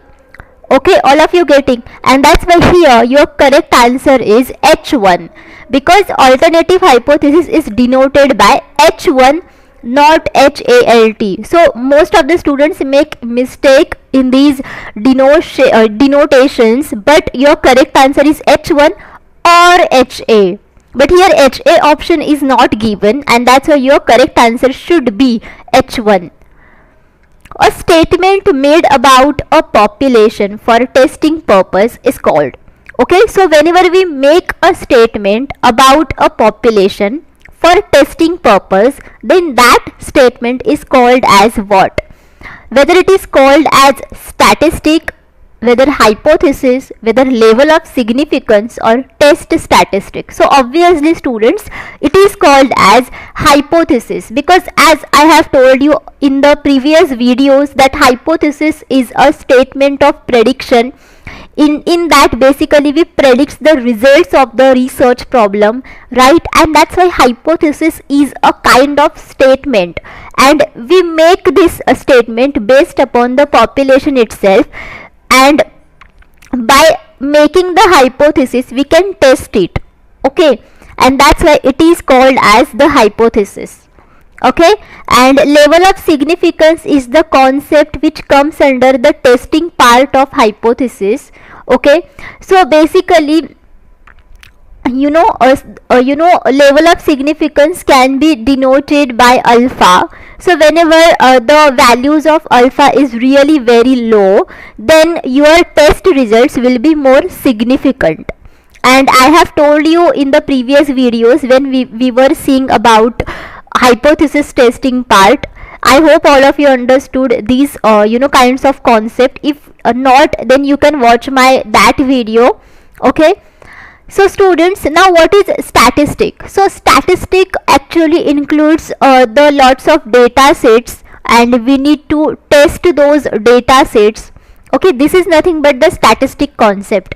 And test statistic means the type of statistical techniques by which we can test the hypothesis. For example, students, t-test is the test statistic, chi-square test is the test statistic, like that, okay? And that's why here the correct answer is 2, that is hypothesis. If the assumed hypothesis is tested for rejection, considering it to be true, is called. So whenever the assumed hypothesis is tested for its rejection and as well considering that it is true, then it is called as what? So whether it is called as null hypothesis, statistical hypothesis, simple hypothesis, or composite hypothesis. So students, as I have told you in the previous videos as well, there is only the one hypothesis which is called as the null hypothesis, and that only we are going to test, okay? We don't test other types of hypothesis in the research process. All of you getting? And that's why your correct answer should be 1, because basically null hypothesis predicts that there is the zero relationship between the variables, and for that only we need to test the null hypothesis so that we can reject it. And after rejection of null hypothesis, we can automatically accept the alternative hypothesis which predicts that there is a relationship between the variables. All of you getting? And that's why if the assumed hypothesis is tested for rejection, considering it to be true, then it is called as the null hypothesis, okay? Statistical hypothesis is the type of hypothesis into which basically this hypothesis is tested based upon the sample, okay? It is tested based upon the sample, okay? Simple hypothesis simply suggest or the relationship which is there already between the variables, and that's why simple hypothesis only describes the distribution of the data under the population under study. And what is composite hypothesis? Okay, so composite hypothesis is again the type of hypothesis, and in this basically hypothesis we don't actually assign the values of the variables. So basically we don't understand exactly the values of variables under the composite hypothesis. All of you getting? And it is called as the composite hypothesis, and that's why here your correct answer is null hypothesis. Next, a statement whose validity is tested on the basis of a sample is called. Now this kind of concept we have seen in the previous question, that so what is the type of hypothesis whose validity is tested based on the sample. Okay, so whether it is null hypothesis or statistical hypothesis or simple hypothesis or composite hypothesis, as I have told you earlier that it is called as the statistical hypothesis. So statistical hypothesis is the statement whose validity is tested on the basis of a sample. Okay, and that's why it is called as the statistical hypothesis. Okay, and I hope all of you understood exactly what is null hypothesis, then simple hypothesis and composite hypothesis. And one more thing is that I know the concept of composite hypothesis is little bit difficult to understand, but here actually you can't exactly give the numerical value, okay, to the null hypothesis specifically. In the composite hypothesis you can only give the information about the null hypothesis. You can only basically give the information about the variables, but you can't exactly assign the value to the variables under study. All of you getting? And basically this kind of statement whenever we make regarding null hypothesis or alternative hypothesis, then that kind of hypothesis will be called as composite hypothesis. All of you getting? Okay, and that's why your correct answer over here is statistical hypothesis, which is a statement whose validity is tested on the basis of a sample. Now next is a hypothesis which defines the population distribution is called. Now from these types of hypothesis, which is the hypothesis which defines the population distribution? So whether it is null hypothesis, whether it is statistical hypothesis, simple or composite hypothesis. So obviously it is called as the simple hypothesis. So simple hypothesis only defines the population distribution. For example, there is an existing relationship between the variables, then simple hypothesis only defines the relationship between the variables. That's it, and that's why it is called as the simple hypothesis, because it's very simple. Okay, now next, if the null hypothesis is false, then which of the following is accepted? Now this is the easiest question. When there is null hypothesis and which is false, okay, then after that what type of hypothesis we accept? Whether we accept again null hypothesis, whether we accept positive hypothesis, whether we accept negative hypothesis, or whether we accept alternative hypothesis. So obviously students, whenever the null hypothesis is false, then in that situation we automatically accept the alternative hypothesis, and that's why your correct answer is 4, that is alternative hypothesis. The type of test is defined by which of the following? So from which of the following hypothesis types the type of test is defined? Okay, type of test means what kind of test you are going to do in your whole research process is defined, and as well what kind of variables there will be, what kind of relationship between the variables there will be, we are going to define. Okay, so whether it is null hypothesis, whether it is simple hypothesis, alternative hypothesis or composite hypothesis. So from these hypothesis types, now you will understand that there is only the alternative hypothesis under which we exactly predict that the relationship between the variables, right? And that's why this is only the hypothesis type by which type of test is defined. Okay, and that's why your correct answer over here is 3, that is alternative hypothesis, and the remaining options get eliminated. Those are null hypothesis, simple hypothesis and composite hypothesis. Okay, now next is alternative hypothesis is also called as. So what is the different name for alternative hypothesis? Whether it is composite hypothesis, research hypothesis, simple hypothesis or null hypothesis. As I have told you earlier in this video that alternative hypothesis is also called as research hypothesis, and that's why the correct answer is 2, that is research hypothesis. Okay, question 1 is, what is the correct sequence in a citation for a journal?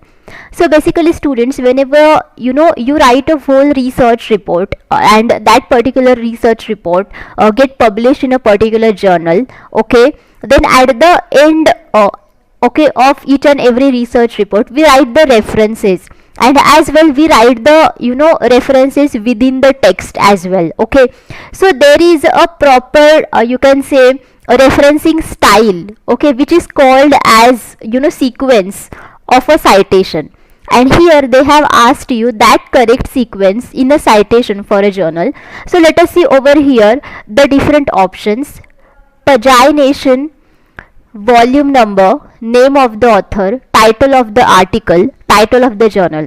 So students, everyone uses a standard format of referencing style, okay, and it includes the sequence of certain things. So first of all you need to write the name of the author. Okay, so first of all you need to write the name of the author, then after that you need to write the title of the article. Okay, then write the title of the article, then write the title of the journal, title of the journal, then write the volume number, okay, and then write the pagination or pagination. So pagination means page numbers, okay, on which page what is there, or in that particular whole journal, okay, on which page that article is there. Okay, so that is nothing but the pagination or page number.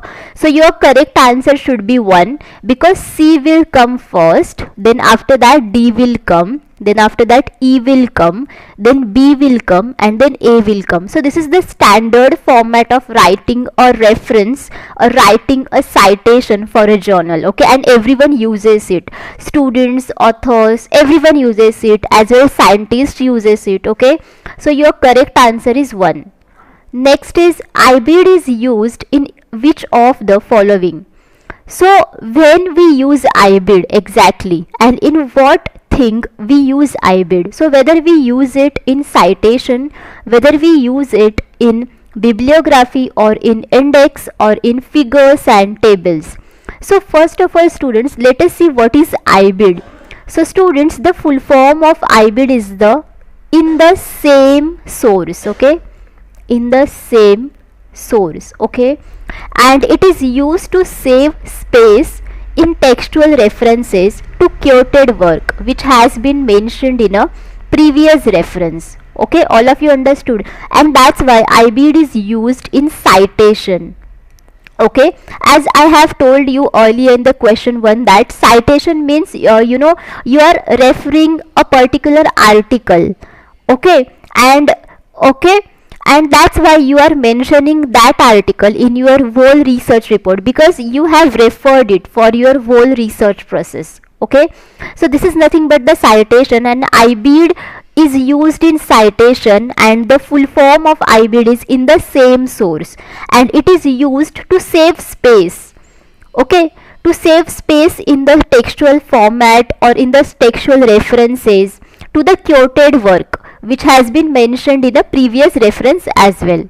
Okay, now what is bibliography? So now bibliography includes both the things. It includes citation or references, as well it includes the other references such as books. Okay, so it includes citation and other books that we refer or that we don't refer, but still we mention it in the bibliography because it includes that information which is relevant to the research topic, and that's why the reader can use these sources for their further research or further knowledge. Okay, this is nothing but the bibliography, and again IBID can be used in bibliography as well, but the primary useness of IBID is in the citation itself, and then after that it comes in bibliography. Then index means basically within the index we give the information about at what page number what is there in the whole research report. And figures and tables, all of you know that what is that, figures and tables. That's why your correct answer is 1, that is citation. The term AL means which of the following? Now what is the meaning of AL now? So whether it means that same or and others or cited in or appendices. So students, the meaning of AL means and others. Okay, and others, and it is used especially in referring to academic books or articles that have more than one author. Okay, so for a particular book or article have more than one author, then actually what we do that we mention the name of one author and after that we mention AL. So the name of that author and others. Okay, this is the common, you can say, referencing style, okay, that we use in citation. So this is again the short form that we use in citation, and the meaning of that short form is and others. And when we use it, whenever we are giving the reference for a particular book or article, and if you know it has more than one author, then in that situation what we do, we write the name of one author only and after that we mention AL. So it means that the name of that author and others. Okay, that's why your correct answer is 2, because the meaning of this short form is and others. Next, bibliography given in a research report shows vast knowledge of the researcher, helps those interested in further research, has no relevance to research or has no specific value.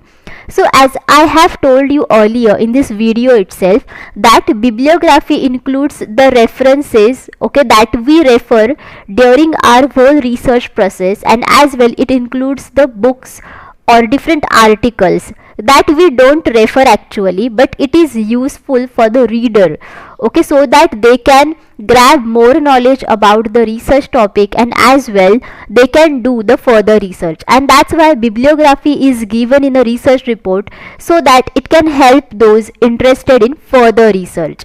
So your correct answer is 2. Next, pick the correct format of the reference. Now over here they have given different options and each option includes the different format of the referencing style, and we need to identify the correct format of referencing style. So let us see. Title of the chapter or article, then title of the book or journal, then first name, then last name, then publication, then place, then year, and then page number. Last name of the author, first name of the author, title of the chapter or article, then title of the book or journal, then publication, then place, then year, then page number. Title of the chapter, first name, last name, article, title of the book or journal, then publication, then place, then year, then page number. Title of the book or journal, then title of the chapter, then first name, then last name, then article, then publication, then place, then year, and then page number. So students, as I have told you in the question 1 of this video, that the common referencing style of any kind of author is that you need to write first of all the last name of the author. Okay, so first of all you write the last name of the author, then after that you write the first name of the author, then after that you write the title of the article or the chapter. Okay, so whenever it is a journal, then you can write the title of the article, or whenever there is a book, then you can write the title of the chapter. Okay, then after that you write the title of the journal from which journal you have given that article, or you have referred that article, or you can write the title of the book.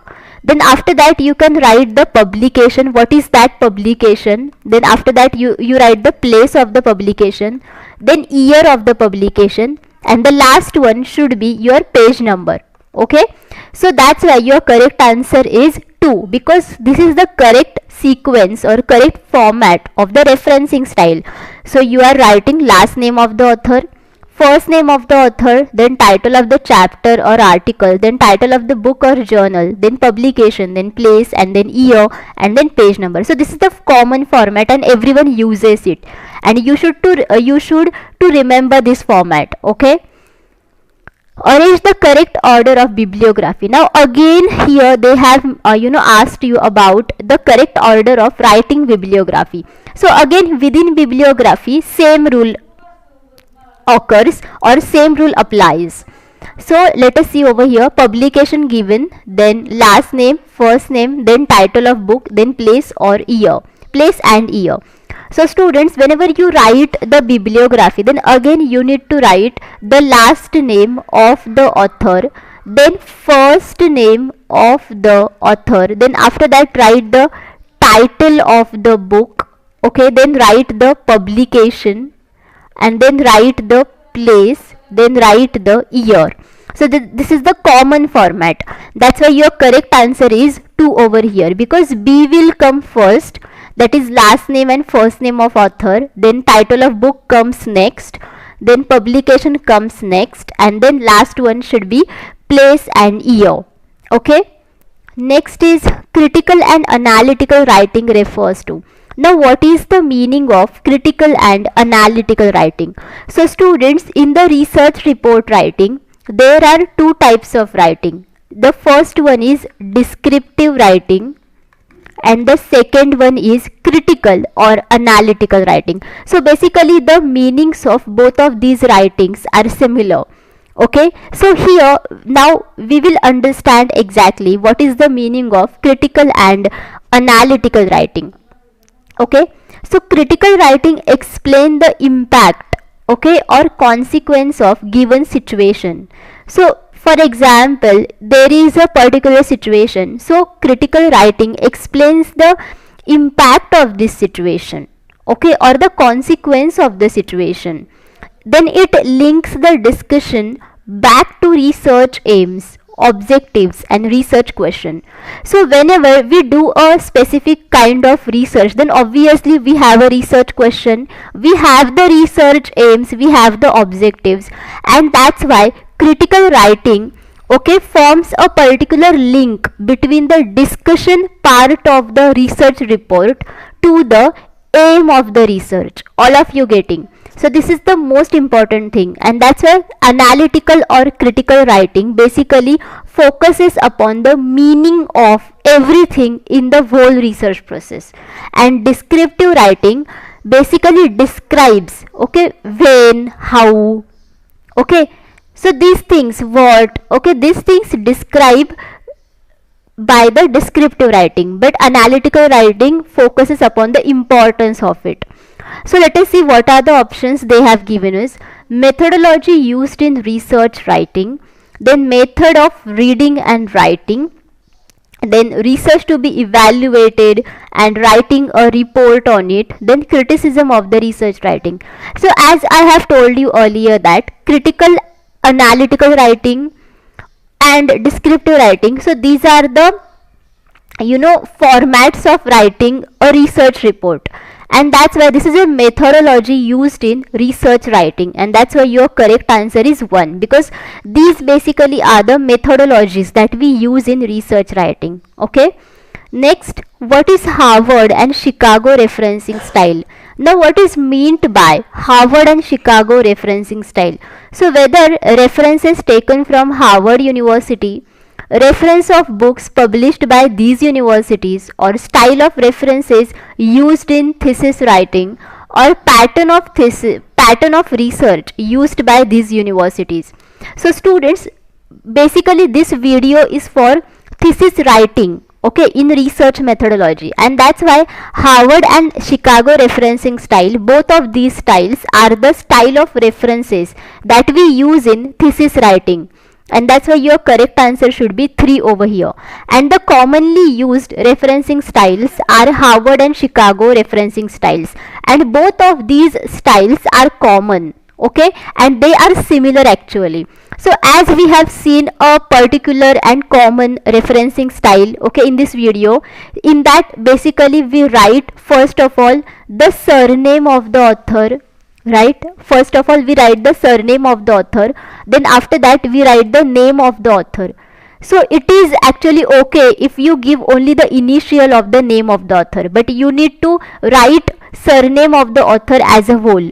Then after that write the publication year in the bracket, then write the title of the chapter or article, then write the title of the book or journal.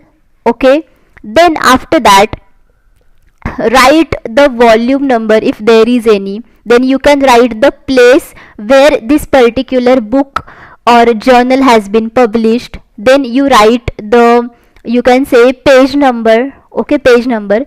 So this is the common format of the Harvard and Chicago referencing style. There is only one difference, that in the previous example we have seen that there is no publication year over here. Basically, at that reference, publication year was over here. But in the Harvard and Chicago referencing style, after the surname and author name, you write the publication year in a bracket, and after that only you write the title of chapter or article and then subsequent other things. Okay, and that's why Harvard and Chicago referencing style is the style of references that we use in thesis writing. So students, so remember this referencing style, because this is very common referencing style, and on this referencing style every year you will be asking a question. Okay, so you need to understand this and you need to remember this. Next is, the following is a format of citing bibliography in research. So now here they have given 4 options. So which of these option, okay, is the format of citing bibliography in research? So whether it is PAA, whether it is e-journal, whether it is opaque, or whether it is APA. Now students, let us see one by one what are these options. So let us see first of all what is PAA. So the full form of PAA is pattern analysis and application. So basically it examines use of advanced methods including statistical techniques, neural networks, then genetic algorithms, fuzzy pattern recognition, then machine learning and hardware implementation, which are either relevant to development of pattern analysis as research area or detailed novel pattern analysis application. Okay, so in simple words, pattern analysis and application examines use of advanced methods which are either relevant to development of pattern analysis or research area or detailed novel pattern analysis application. That's it. What is e-journal? So as the name suggests, it is an electronic journal. Okay, and it is a periodical publication that is published in electronic format, and it is always published through internet or on internet. So you will get it in online mode only. What is opaque? What is this? So the full form of opaque is online public access catalog. Okay, online public access catalog, and this is a digital database of materials such as text files, then e-books, journals held by library or group of libraries. And the last one is APA. So the full form of APA is actually American Psychological Association. American Psychological Association. Okay, and this is actually this is a format. Okay, this is an official format or style of American Psychological Association and is commonly used to cite bibliography. Okay, cite bibliography in psychology, education and social sciences research. And the format of APA style referencing is that first of all you write the author's surname, then give comma, then after that give the initials of author's name, then full stop, then after that write date published in bracket, date published in bracket, then after that again give full stop, then write title of source. Title of source means over here you can write the title of chapter or title of article, then after that again give the full stop, then write the location of publisher, then write the location of publisher. Over here title of source, you can also write the title of book or journal as well, okay, whatever available is there. Then here you can write the location of publisher, okay, publisher, and the name of publisher over here, then again give full stop, then write the retrieved from URL. Retrieved from URL means over here you can give the URL link from which link you have referred this whole article or whole journal. All of you getting? So this is the common format of APA style. So as you have seen earlier over here, Harvard and Chicago referencing style, so the same style is for APA as well, okay. So you know all of these styles are common, there is no any difference, and these are the common referencing style and which is used by everyone. And now next question is, and that's why here your correct answer is 4, APA, okay, which is a format of citing bibliography in research. Next is a predatory journal is the one whose publishers. So now what is predatory journal and what are the publishers of a predatory journal?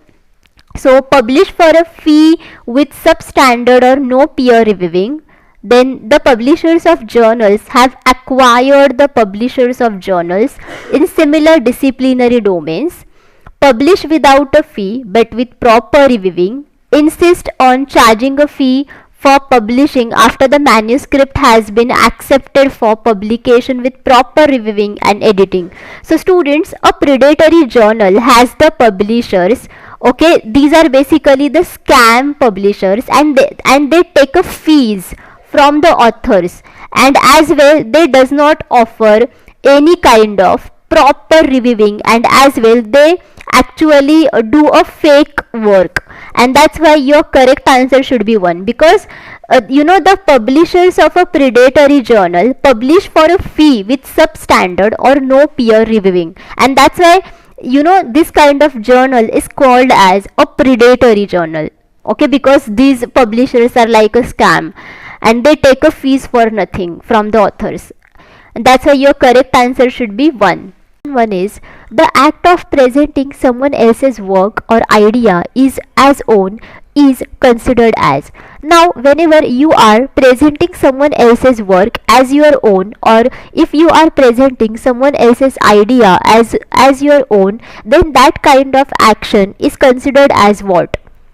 Whether it is plagiarism, whether it is academic dishonesty, or whether it is wrongful appropriation, or all of these. So basically students, within the whole research methodology subject, okay, the act of presenting someone else's work or idea as our own is considered as plagiarism, and there are other words for plagiarism such as academic dishonesty, because you are presenting someone else's work or idea as your own, and that's why this is academic dishonesty, and again this is wrongful appropriation as well, okay, and that's why the correct answer for this will be all of these. So all of these is your correct answer, because you know this kind of act is called as plagiarism, it is called as academic dishonesty, it is called as wrongful appropriation, okay, and that's why your correct answer is 4, okay. Now next is, do you think anti-plagiarism detection software is usable for what?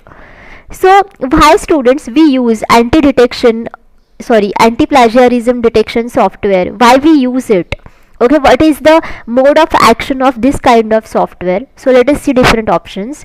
Avoiding plagiarism, then getting a comparison or similarity index to check the originality of the assignment, then added features like instant feedback to help improve writing, then do not find useful for any of these. So basically students, anti-plagiarism detection software works by scanning body of text. So this is works by scanning body of text and comparing it with other sources of content, so to see if there are similarities or matches. Okay, and it uses different methods to break down text into smaller chunks and search for keywords, phrases, content matching or fragment matching, and accordingly the software detects the plagiarism, whether there is plagiarism or not. Okay, and that's why this software is usable for getting a comparison or similarity index to check the originality of the assignment. Okay, and that's why your correct answer should be 2. Okay, and for this kind of purpose basically we use the anti-plagiarism detection software. Okay, now next is, which of the following plagiarism software is available under open access? So here we have asked that from these anti-plagiarism softwares, okay, which is the software which is available under open access or which is free of cost, everyone can access it. So whether it is Turnitin, whether it is Urkund, or whether it is Viper. So students, all of these three are the anti-plagiarism detection softwares, or simply you can say plagiarism software. So let us see one by one what are they. So Turnitin is internet based plagiarism detection service, and it is run by American company which is called as Turnitin. Okay, Turnitin LLC, and it is subsidiary of Advanced Publication, and it is founded in 1998.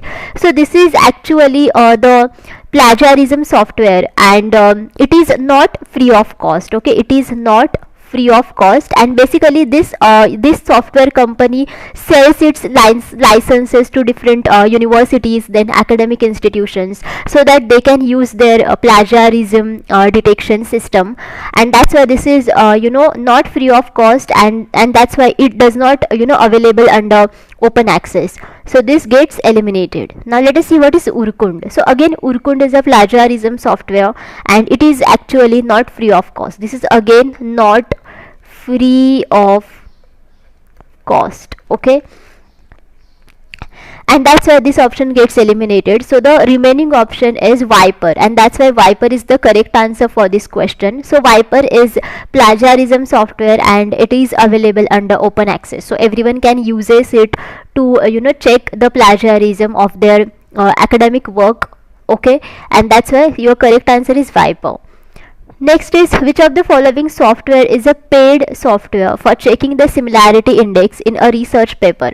Okay, so from these names of the softwares which are plagiarism softwares, which is the software which is a paid software? Basically we pay for it for checking the similarity index in a research paper, or simply for checking the plagiarism. So whether it is Viper, whether it is Plag Track, whether it is Urkund, or whether it is Copylix. Okay, so students, over here Viper is the free of cost software, as we have seen earlier in this video. So this option gets eliminated because it is not paid, right? Then yeah, Urkund is a paid, as we have seen. Okay, so this could be your correct answer. Now let us see other these two options, Plag Track and Copylix.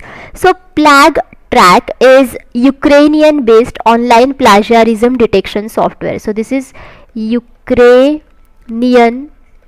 based online plagiarism detection software, and this is actually free of cost. So this is again free of cost, this is not paid, and that's why this option gets eliminated. And what is Copylix? So Copylix is a software company, and again Copylix, a software company, provides plagiarism software, and it contains artificial intelligence based plagiarism. Okay, artificial intelligence based plagiarism and artificial intelligence content detection.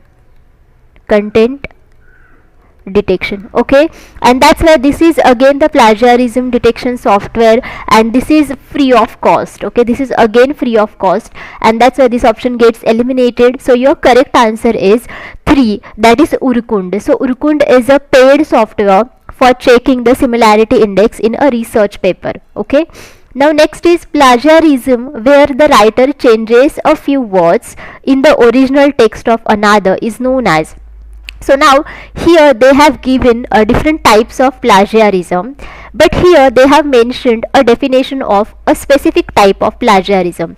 So in this kind of plagiarism, the writer changes a few words only in the original text of another. Okay, so this kind of plagiarism is called as what? So whether we call it as direct copying, then word switch, then paraphrasing. So students, direct copying, word switch and paraphrasing, all of these are the types of plagiarism basically. So let us see one by one what are they. So direct copying is happen in complete plagiarism or direct plagiarism, or you can say complete plagiarism and direct plagiarism. So complete plagiarism means completely we are copying someone else's work in our research and we are saying that it's our own work. Okay, this is called as complete plagiarism.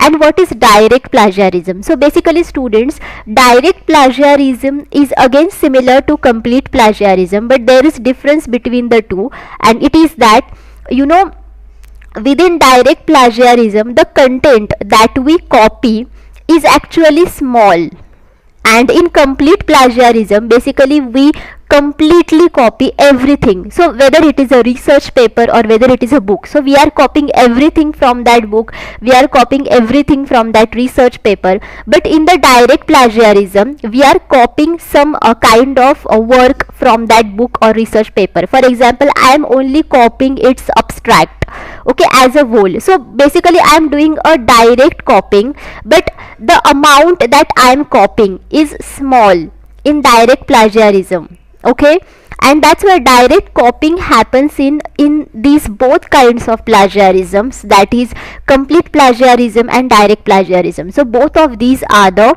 basically types of plagiarism, but here we don't change a few words in the original text, we are direct copying it, and that's why this option gets eliminated. What is word switch? Now within the word switch we are changing some words in the original text, and after that we are going to copy that original text, and then we are pasting it in our research paper. So this is called as word switch, and that's why your correct answer for this question is 2, because here basically writer what do, he does basically make some changes in the few words in the original text, and after that he is going to copy that original text into his research paper, and he is saying that it's my own work. So this is called the word switch plagiarism. Okay, and that's why here your correct answer should be 2. Now what is paraphrasing? So again paraphrasing is a type of plagiarism, and in this kind of basically plagiarism, what writer do, writer actually make some changes in the words,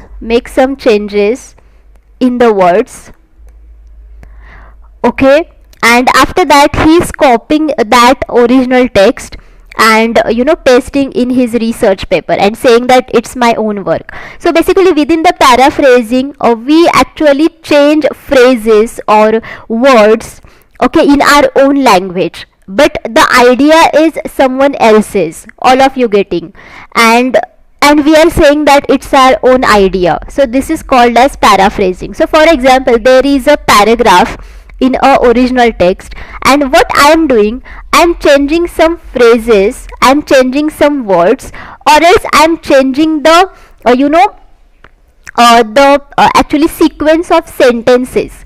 Okay, and after that I am copying this whole paragraph in my research paper and saying that this is my work, this is my idea. So this is called paraphrasing. So, though I am changing phrases, though I am changing words, though I am changing the format of the sentence, but still it is called as paraphrasing, because I am saying that it is my own idea, and I am also not actually providing a credit to this original author. Okay, and that's why it is called as the plagiarism. Okay, and this is paraphrasing type of plagiarism. So this option again gets eliminated, so your correct answer should be 2. Okay, now next is the Latin word which is understood as the origin of the word plagiarism is. Now basically students, plagiarism is the word which is actually has a origin in the Latin word. What is that Latin word? Whether it is plagiarius, whether it is plagiarius, whether it is plagiarius, whether it is plagiarize. So students, the correct answer or the correct word for this is 1, that is plagiarius. So plagiarius is the Latin word, and the meaning of this Latin word is plagiarism. Okay, or you can say the origin of the word plagiarism is plagiarius, which is a Latin word. Now next is, there has been a steep rise in plagiarism due to. So students, now you can see that every day, or in nowadays, in today's world, basically there is ultimate very increase in plagiarism. So why this is, why there is steep rise in plagiarism? What is the reason behind it? So whether the reason is that increase in publication growth, whether the reason is increase in enrollment for research work, or availability of digital documents, or use of computers in research. So basically students, the biggest reason behind this is that availability of digital documents, because if you say that there are lots of documents available on the internet, and that's why everyone can access the internet, everyone can read everything on the internet, and after reading everyone can copy it in their research paper and say that it is my own work, it is my own idea. So it is actually easiest thing anyone can do, and that's why because of the availability of these digital documents, anyone can access it, and that's why there is increase in plagiarism. Okay, in today's world. And if in the previous or in the past days, basically there wasn't availability of digital documents that much, and everybody had to read the physical copies of the books or research papers, and that's why everybody could not access it, and that's why there wasn't that much problem of plagiarism. But in today's world everyone is using digital documents, and because of that there is rise in plagiarism. That's why your correct answer should be 3. Next is, which plagiarism software among the following is a commercial software? Now over here again they have given us the different names of plagiarism software, and among these plagiarism software, which is the software which is a commercial software?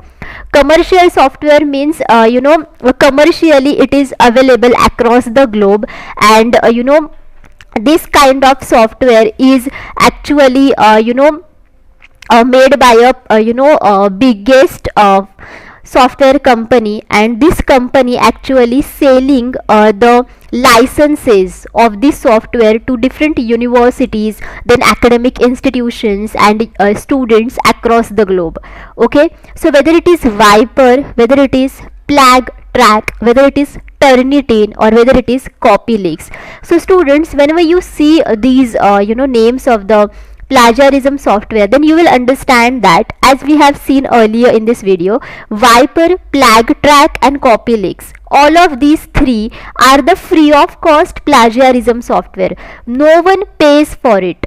Okay, and that's why your correct answer should be 3, which is the remaining option, which is Turnitin, because Turnitin actually sells its licenses, and that's why it is not free of cost. Everyone has to pay to Turnitin for checking plagiarism in their material. Okay, that's why your correct answer should be 3. Next, which of the following acts constitute plagiarism? Okay, so now here they have given some acts which constitute plagiarism, and we need to identify those acts which constitute plagiarism. So whether it is presenting others' work as own, whether paraphrasing without citation, quoting others' work without quotation marks, all of these. So students, obviously your correct answer should be 4, that is all of these, because Presenting others' work as own is the definition of plagiarism. Basically, this is actually called as plagiarism, right?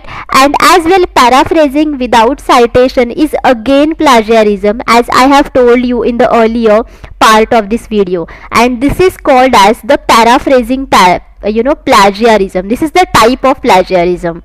Okay, though you are doing some changes in the whole paragraph, but again you are copying it. Okay, it's not your own idea, and over that you are not giving the credit to the original author, and that's why it is called as the paraphrasing plagiarism. And whenever you are quoting others work without quotation marks, again this is the act of plagiarism. Okay, you should give the quotation marks to the quoting part of others work, and that's why your correct answer should be 4 over here, all of this, because all of these acts basically constitute the plagiarism. Okay, now next is a dash is placed within the text and includes the author's last names and the publication year. A dash is placed at the end of a paper and includes information on the author's year, the title of the source, and publication data to prevent plagiarism and give proper citation to work referred. So basically, students, in this question we need to fill up these two blank spaces. So first of all, let us fill the first blank space.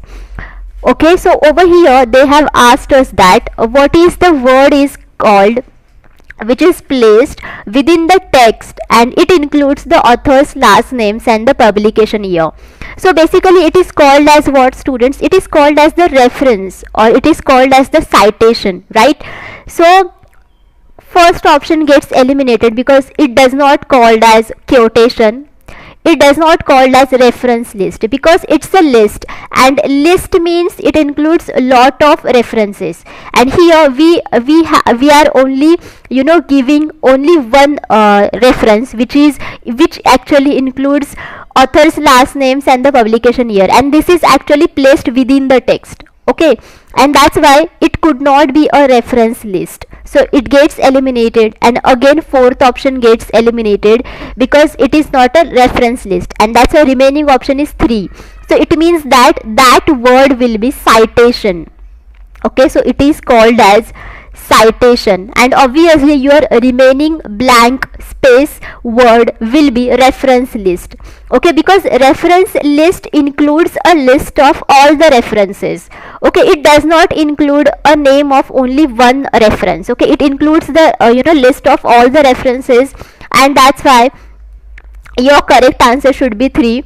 And over here your first word will be citation and your second word will be reference list, because citation is referred to as a reference, okay, which is placed within the text and it includes the author's last names and the publication year only. But within the reference list it includes the all the references that we refer, and it placed at the end of a paper, and it includes information on the authors, means it includes the information of the author's surname and its name, then year of publication, then title of the source, then publication data to prevent plagiarism, and as well it gives proper citation to work referred. Okay, and that's why your correct answer should be 3 over here. Question 1 is the impact factor is not. Now here they have given us some options, and from these options, which is the option which is not included in the impact factor, or which is not the characteristic of impact factor. Okay, so whether it is author metric, then journal metric, calculated in 2, 3 or 5 years basis, and it is helpful in journal targeting. So let us see first of all what is impact factor. So students, impact factor is calculated by dividing number of times articles, okay, number of times articles are cited in the last 2 years, in the last 2 years, by the total number of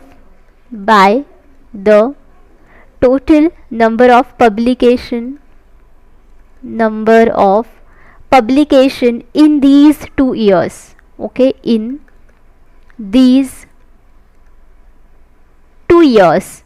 Okay, and that's why students, impact factor is journal metric, because based upon the impact factor of a particular journal, we are going to provide the credit to the journal, whether that journal is, great, good or bad, like that. And that's why impact factor is journal metric. As well, it is calculated in 2 years basis. Okay, because here the formula is like number of times articles cited in last 2 years upon total number of publication in these 2 years, right?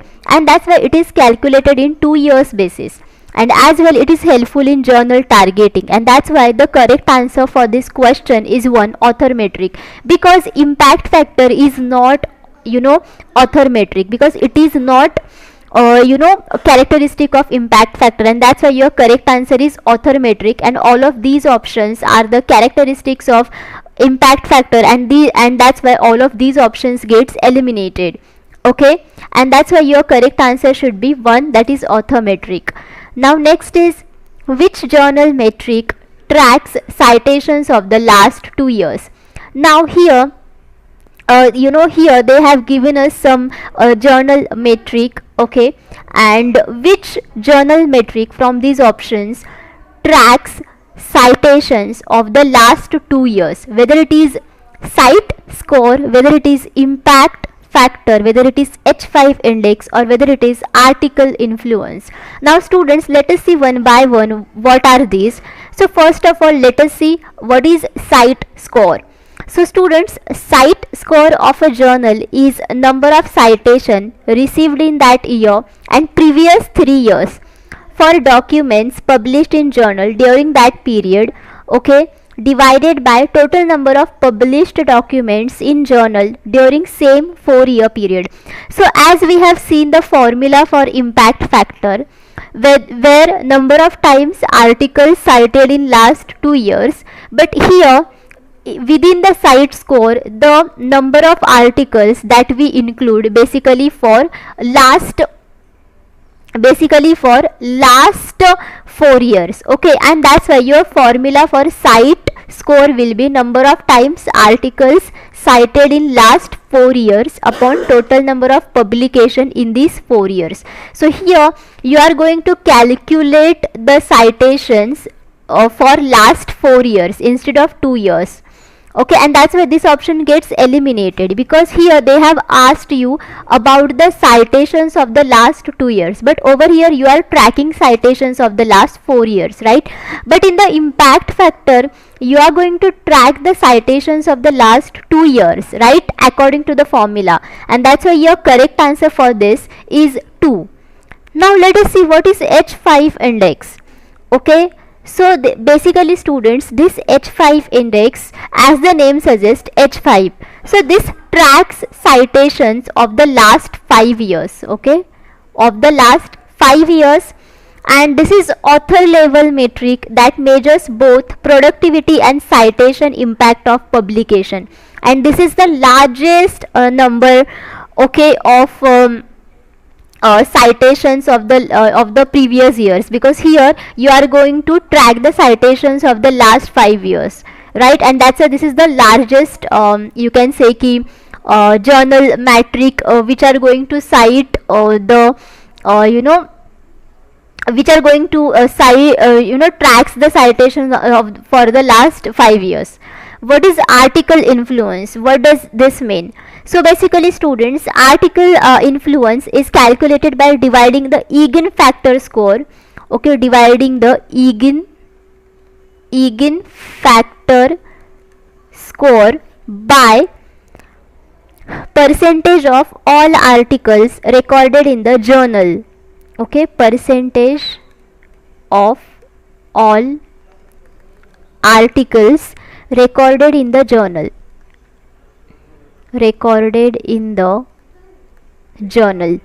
okay. That's why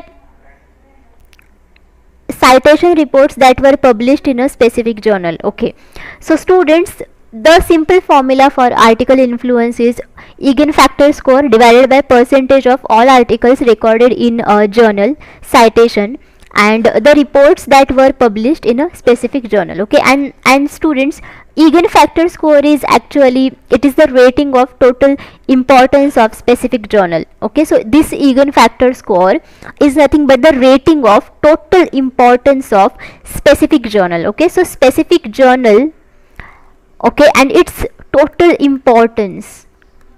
Okay, and all of the rating of this is nothing but the eigenfactor score. All of you getting? And that's why your correct answer should be 2 over here, which is impact factor. Next is, which journal metric tracks citations of the last 3 years? Now here again they have given you the names of certain journal metric, and from these journal metric, which is the journal metric which tracks citations of the last 3 years. So whether it is site score, whether it is impact factor, whether it is H5 index, or whether it is eigenfactor. So students, we have seen the definitions of site score, impact factor, H5 index and eigenfactor in earlier part of this video, and that's why your correct answer should be 1, site score, because according to the definition of site score is going to track the citations basically of the last 3 years including the current year, and that's why from the current year it is going to track the citations of the basically 4 years. Okay, and the including last 3 years plus 1 current year. Okay, and that's why your correct answer over here is 1, because within the impact factor it is going to track the citations of the last 2 years, H5 index going to track citations of the last 5 years, and eigenfactor is the overall importance, okay, of a specific journal. Okay, this is nothing but the eigenfactor, right? And that's why your correct answer for this question should be 1. The 5-year based journal metric is, now from these journal metrics, which is the 5-year based journal metric. 5-year based journal metric means it is going to track the citations of last 5 years. Okay, so whether it is site score, whether it is impact factor, whether it is SNP, whether it is article influence. So students, site score is basically going to track actually your citations for the last actually 3 years, right? Impact factor is going to track your citations for last 2 years. Okay, now let us see what is SNP and article influence. What is this? So basically students, SNP is source normalized impact per paper. So this is source normalized impact per paper. Okay, and it is calculated by dividing average number of citations received in particular year by papers published in journal during 3 preceding years by database citation potential. Okay, so basically this is the ratio of average number of citation, okay, average number of citation received in particular year, okay, by papers published in journal, by papers published in journal during 3 preceding years, okay, to the database citation potential. Okay, database citation potential, that is DCP. Okay, so this is nothing but the formula for SNP, and I have given you the full form for SNP. Okay, now let us see what is article influence. Like I have told you earlier in this video that article influence is calculated by dividing the eigenfactor score by percentage of all articles recorded in the journal, okay, citation reports that were published in a specific journal. Okay, and that's why your correct answer for this question is 4, article influence, because this is the 5-year based journal metric, journal metric, because here you are dividing the eigenfactor score, which is the ultimate overall importance of a specific journal and its score, right, by the percentage of all articles recorded in the journal. Okay, and that's why this is actually journal metric which is based on 5 year, and that's why your correct answer should be 4. Okay, because if you see SNP, then it is actually relevant to the preceding 3 years, impact factor for 2 years, and site score again for preceding 3 years, and that's why the remaining option will be article influence, which is actually 5-year based journal metric, and that's why your correct answer is 4. Next is the impact factor depends on. So on what actually things impact factor depends on? Whether number of citations, whether number of publications, whether number of downloads, or both 1 and 2. So students, if we see the definition of impact factor, or if we calculate the impact factor, then basically we divide number of times articles are cited in the last 2 years to the total number of publication in these 2 years, and that's why here we take consider number of citations, what are the number of citations, and as well we consider the number of publications. Okay, and that's why on these two factors basically impact factor depends on, and that's why your correct answer for this question should be 4, 1 and 2, because number of citations and number of publications, both of these factors plays important role in deciding what is the impact factor of a particular journal. Okay, that's why this is 4. Next, site score covers. Now site score covers what? All types of publications, only research articles, only review articles, or B and C both. So students, site score is again the journal metric, and as I have told you the definition of site score. Okay, so it is going to track the citations of preceding 3 years including current 1 year. Okay, and that's why actually site score covers all types of publications. It is nothing like that it is going to cover only research articles or only review articles, or both, only research and review articles. Basically site score covers everything. Okay, it is going to cover all types of publications. That's why your correct answer is 1. Okay, now next is, which is the right answer regarding the following pair of metrics and their number of years basis. Now students, here they have given us the journal metric, and in front of it they have given us the years.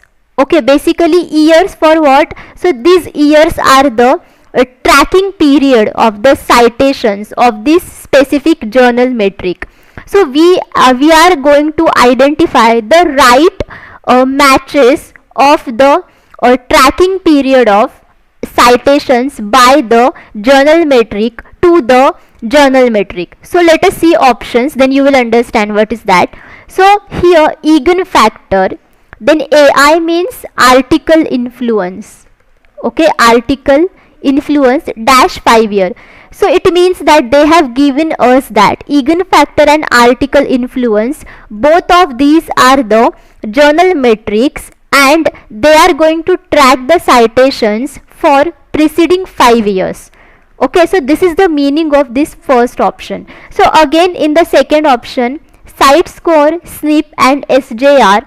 So all of these three are the journal metrics, and they are going to track the citations for preceding 3 years. Impact factor, again 2 year. Okay, so here it means that impact factor is going to track the citations for preceding 2 years, and all of the above. So students, if we see all of these options, then you will understand that your correct answer is all of the above, because all of these options are correct. It means that eigenfactor, article influence are going to track citations for preceding 5 years, and this is true. Basically this is the definition of these journal metrics, and again the definition of site score, SNP and SDR resolves the terms that these are going to track the citations for preceding 3 years, and again this is the correct, right? This is correct. Impact factor 2 year, this is also correct, and everyone knows it, and that's why your correct answer should be 4. Next is which is an indexing agency. Now here they have given us certain names of institutes or agencies, and we need to identify the indexing agency from these. So NASA is an indexing agency or not, Scopus, MHRD or Turnitin. So all of you are well known about NASA. Basically NASA is situated in US, and the full form of NASA is National Aeronautics and Space Administration, right? And it is independent agency of US federal government, and it is responsible for civil space program, aeronautics research and space research. And that's why this is not an indexing agency, so this gets eliminated. Now let us see what is Scopus. What is this?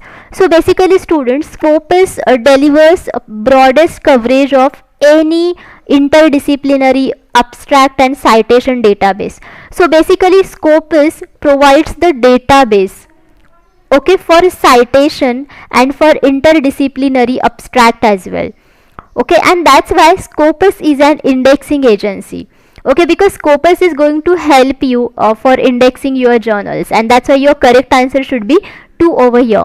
And MHRD, all of you are well known about MHRD. This is the Department of Higher Education, and it is responsible for overall development of basic infrastructure of higher education sector, right?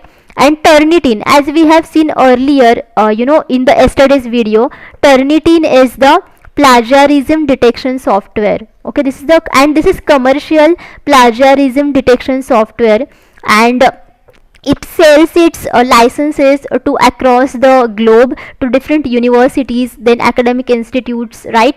And that's why this option gets eliminated. Again MHRD option gets eliminated, so your correct answer is Scopus. So you should remember that Scopus is an indexing agency which are going to provide you database for interdisciplinary abstract and citations, okay. Now next is which is an author metric. Now over here they have given you certain metrics for journal and author. So we are going to identify from these options which is an author metric. Author metric means from this metric you can understand the credibility of an author, not only of an journal or not a journal actually. So whether it is site score, whether it is impact factor, whether it is H index, whether it is H5 index.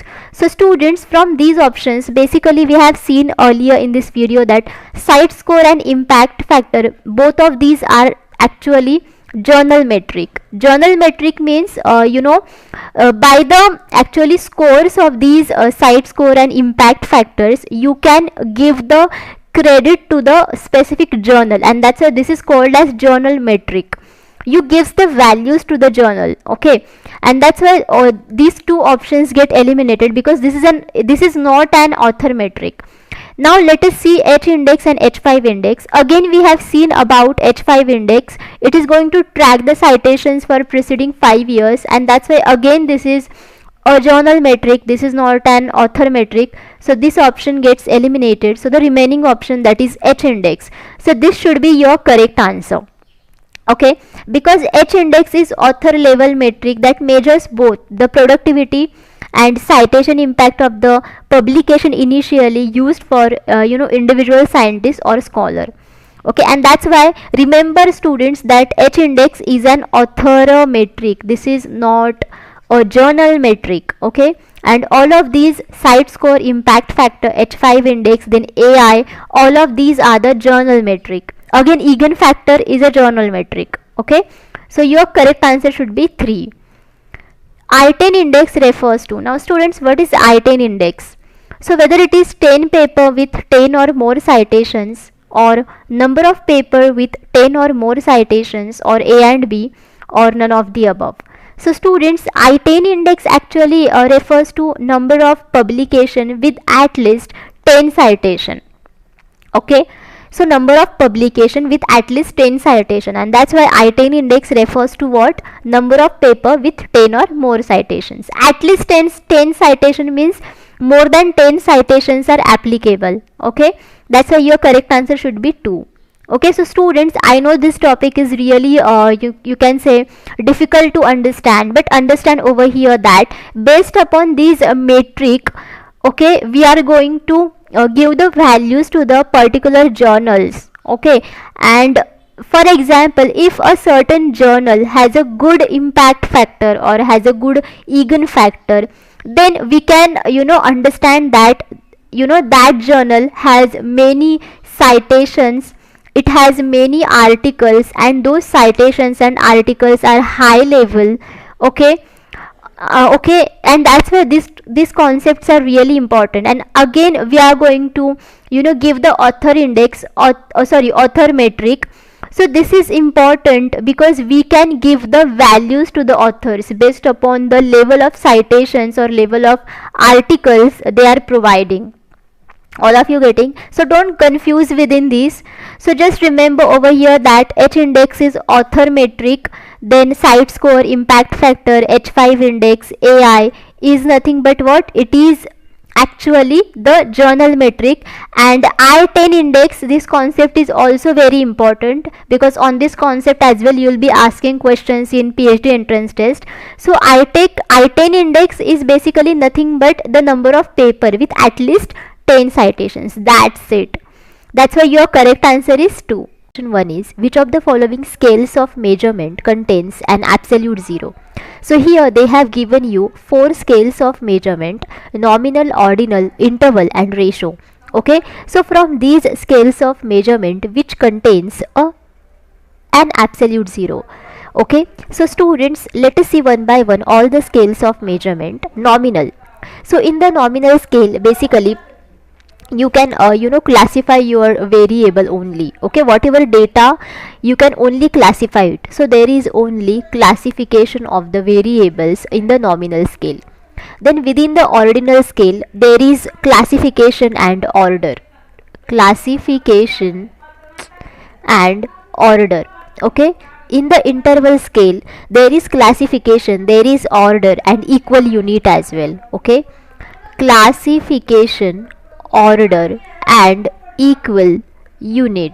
Okay, and within the ratio scale there is classification, there is order, there is equal unit, and as well there is absolute zero.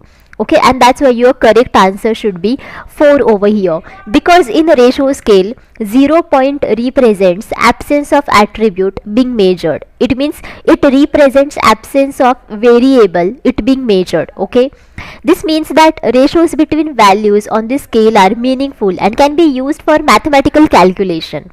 So example like measures of weight, then measures of height, measures of distance and measures of time. Okay, and that's why your correct answer should be 4, that is ratio scale. Next is the ratio level of measurement has what? Whether a constant odd number, whether a true 0 point, or whether unique applications or limited use in physical sciences. Okay, so students, as I have told you earlier in this video in the question 1 that the ratio level of measurement has a true 0 point. Okay, and that's why your correct answer should be 2, because in the ratio level of measurement data are measured on scale with equal intervals between units and true 0 point, and that's why ratio scale allows for addition, subtraction, division and multiplication of data. True 0 point means there is a point on a scale. Okay, and it is called as true 0 point because it has the zero value. I mean to say variable has the zero value. Okay, proper zero value, and it means that there is absence of the attribute, and that's why if you want to represent the absence of the attribute, then you can give the value to it, that is 0. All of you getting? And that's why ratio level of measurement has a true 0 point. But other levels of measurement like nominal, ordinal and interval, so those does not have true 0 point. Only ratio level of measurement has this characteristic, and that's why your correct answer should be 2. Next, which one of the following scales is based on the division in 100 units of equal size for 100 marks? So you have now total 100 marks. Okay, and you are going to divide these 100 marks in 100 units of equal size. Okay, so what does this scale actually, whenever you do all these things, okay, so on all these things, what scales is exactly based on this, whether it is nominal scale, whether it is ordinal scale, whether it is ratio scale or interval scale. Okay, so students, I have told you exactly what is nominal scale, what is ordinal, and what is ratio and interval scale. So your correct answer for this question is 4, that is interval scale. So let me explain why.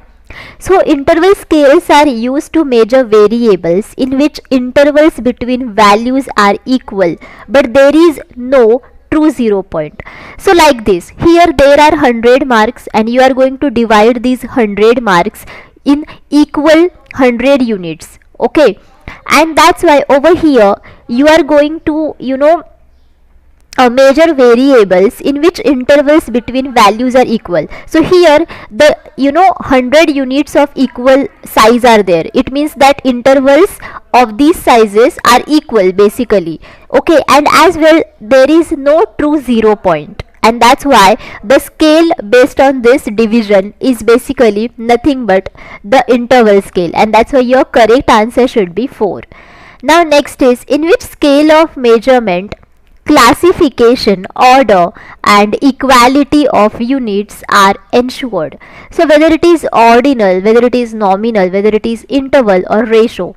So here again they have given you the names of 4 scales of measurement, but we need to identify only one scale of measurement which has classification, which has order and which has equality of units as well, and all of these things basically are ensured in this scale of measurement. Okay, so students, the correct answer should be interval scale. So as I have told you earlier in this video that ordinal scale includes classification and order, right? Classification and order. Nominal scale includes only classification of the variables. Interval scale includes classification, then order and equal unit, right? And think about it. So classification, order and equality of units, all of these criterias are ensured in interval scale, and in the ratio scale it ensures classification, order, then equal unit and 0. Okay, absolute 0, and that's why your correct answer should be 3. Now next is, which scale is the simplest form of measurement? Now again they have given you 4 types of measurement scales, and we need to identify the scale which is the simplest form of measurement. So whether it is ordinal, whether it is interval, whether it is ratio, whether it is nominal. Okay, so students, the simplest form of measurement is nominal scale, because nominal scale includes only classification of the variable. Okay, you are going to only classify the data over here. There is no any numerical value you are going to give to the variables. Basically here the variables include are the categorical variables. Okay, and these kinds of variables can't be quantified. You can only classify them according to the common characteristics, and that's why this is the simplest form of measurement. And ordinal scale includes classification and giving orders or ranks to the variables. Interval scales include classification, order and equal intervals. Ratio scale includes classification, giving orders, then equal sizes and as well 0. Okay, so basically there is a absolute 0, and that's why the highest level of measurement scale is 0 and the lowest level of measurement scale is nominal scale, which is the simplest form of measurement. Next is, absolute 0 exists in. Now this is the very easiest question, whether it is nominal scale, whether it is interval scale, whether it is ordinal scale or whether it is ratio scale. So students, absolute 0 exists in ratio scale, that I have told you earlier in this video, right? Next, in which of the scales of measurement the properties of classification and order both are present? Now here again they have given you 4 types of scales of measurement, and from these 4 types of scales of measurement, there is only one scale of measurement which has the properties of classification and order both. So whether it is nominal, whether it is ordinal, whether it is interval or whether it is ratio. So as I have told you earlier in this video that only there is ordinal scale of measurement which has the properties of both classification and order, right? And that's why it is called as ordinal scale of measurement. So your correct answer should be 2. Now next is, what is the name for the type of checklist or rating scale that expresses criteria on some point scale to determine the quality of the performance of a student? Okay, so students, here they have given you some names of rating scale, or you can say there is only one name for rating scale, which is the name for the type of checklist or rating scale which expresses criteria on some point scale to determine the quality of the performance of a student. So whether it is diffusion, rubrics, track system, or deduction. So students, whenever you see these options, then you will understand that diffusion is the term which occurs in the osmosis part, or whenever there is the flow of water or substances across the cells. So this is nothing but the diffusion, and that's why this concept is considered in biology. Okay, so diffusion does not play any role in the type of checklist or rating scale in research methodology. That's why this option gets eliminated. Track system, again this is eliminated. Deduction gets eliminated. So the remaining option, that is rubrics, is your correct answer. So now let us understand exactly what is the rubrics. Okay, so first of all students, rubrics or checklists or rating scales, those are actually equal, similar, and these are the tools that state specific criteria and allow teachers and students to gather information and make judgments about what students know and what students can do in relation to the outcomes. Okay, and the quality of information acquired through use of checklists, rating scales, and rubrics is highly dependent on equality of descriptors chosen for assessment or deduction purpose of rubrics. Okay, and the purpose of rubrics is to provide tools for systematic recording and observation, and provide tools for self-assessment basically. And that's why only understand over here that rubrics is a type of checklist or rating scale, and it is useful to give some criteria on some point scale, and so that we can determine the quality of the performance of a student. Okay, that's why your correct answer should be 2 over here. Next is, now here they have given you list 1 and list 2, and you need to match the list 1 with list 2. So within list 1 they have given you different scales of measurement, and within list 2 they have given description of their properties. So scales of measurement includes nominal, ordinal, interval, and ratio, and description of properties include classification and order, classification, order, and equal units, classification, order, equal units, and absolute zero. So as I have told you earlier in this video that nominal scale includes only classification of variables, that's why nominal will go for classification. Ordinal scale includes both classification and order, that's why ordinal will go for classification and order both. Interval scale includes classification, order, and equal units, that's why it will go for this. Ratio scale includes classification, order, equal units, and absolute zero, that's why D option will matches with 4. That's why your correct answer should be 2, because over here A is matching with 2, okay, then B is matching with 1, then C is matching with 3, and D is matching with 4, right? Now next is, which one of the following scales are the most appropriate and reliable to measure a single attitude? Okay, so if I want to measure a single attitude of a person, then here they have given you different types of scales, and from these scales, which is the most and appropriate and reliable type of scale to measure a single attitude only. So whether it is Likert type scales, whether it is differential scales, whether it is Thurstone scales, or whether it is arbitrary scales.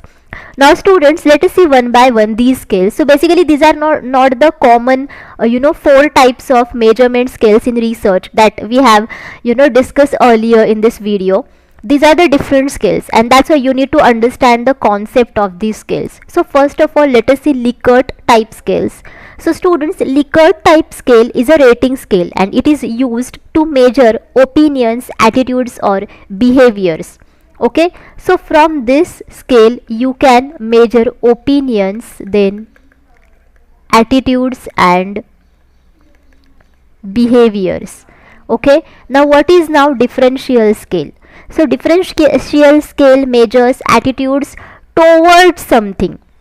Okay, so basically it measures attitudes towards something. So for example, if you want to understand the attitude of a people toward the work, then for that basis, or for that thing, basically you use differential scales. And for measuring attitude towards the work on a differential scale, okay, this is nothing but the differential scale. And that's why if you want to measure a single attitude of a person toward a something, okay, and differential scale is the most appropriate and reliable way.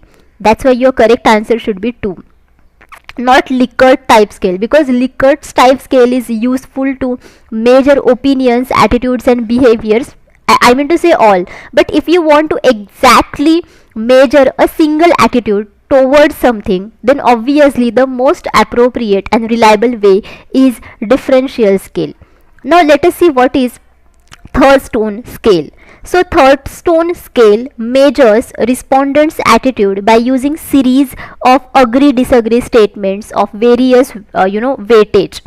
Okay, so basically here again you can measure the respondents' attitude, but by using the series of agree-disagree statements of various weightage, and that's why here you can't only measure a single attitude. So over here you can measure different types of attitude of a single people or single person.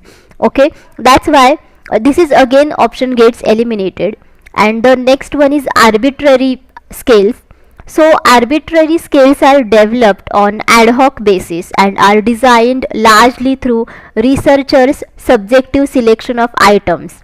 And researcher in this type of process first collects a few statements or items which he believes are unclear and appropriate to given topic. So the meaning of arbitrary means unspecific, or which is not structured or which is unclear. And that's why whenever you need to measure the variables which are not that much clear to the researcher, but these are appropriate to the specific topic, okay, then at this specific kind of situation you can use arbitrary scales. And that's why this option again gets eliminated. Likert type scales gets eliminated, so your correct answer should be 2. Okay, question 1 is the sum of deviations taken away from the mean is called. Okay, so students, whenever you are taking the deviations from the mean and you are going to sum those deviations, then the summation, okay, that summation value will be what? Whether that value will always be equal to 0, whether it never equals to 0, or whether sometimes equal to 0, or none of the above. So students, basically this value is always equal to 0, and that's why your correct answer should be 1. So now let us see what is the exactly reason behind this. Okay, this happens because of the property that arithmetic mean is characterized as center of gravity. Okay, because there is a property of arithmetic mean, and this is called as center of gravity. Okay, what does it mean?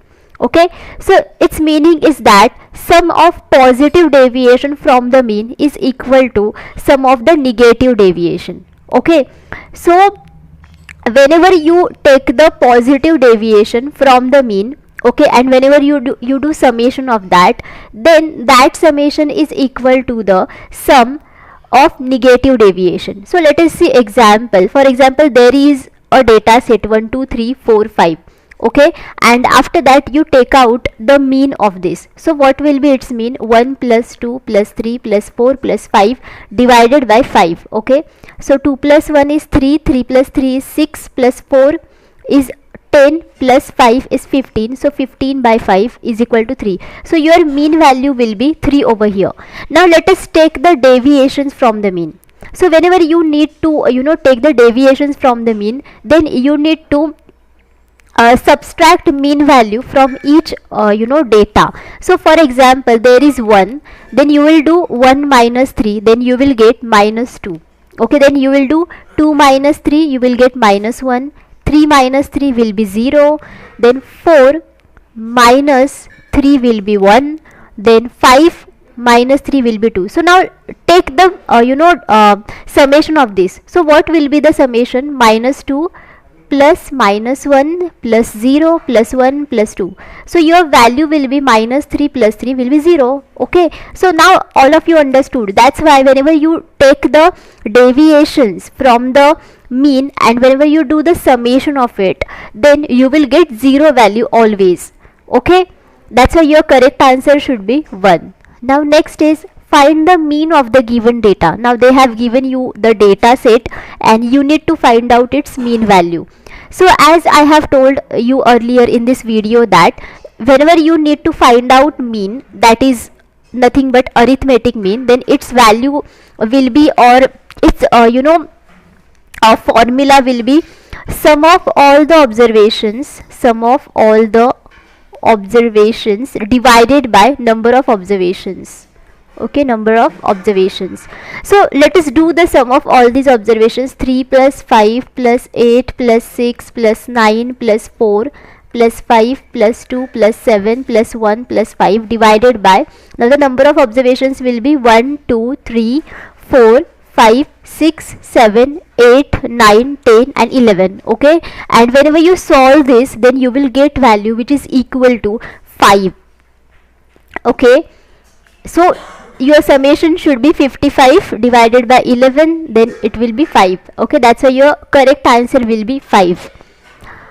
If in an asymmetrical distribution the median is 29 and mean is 37, what will be the value of the mode?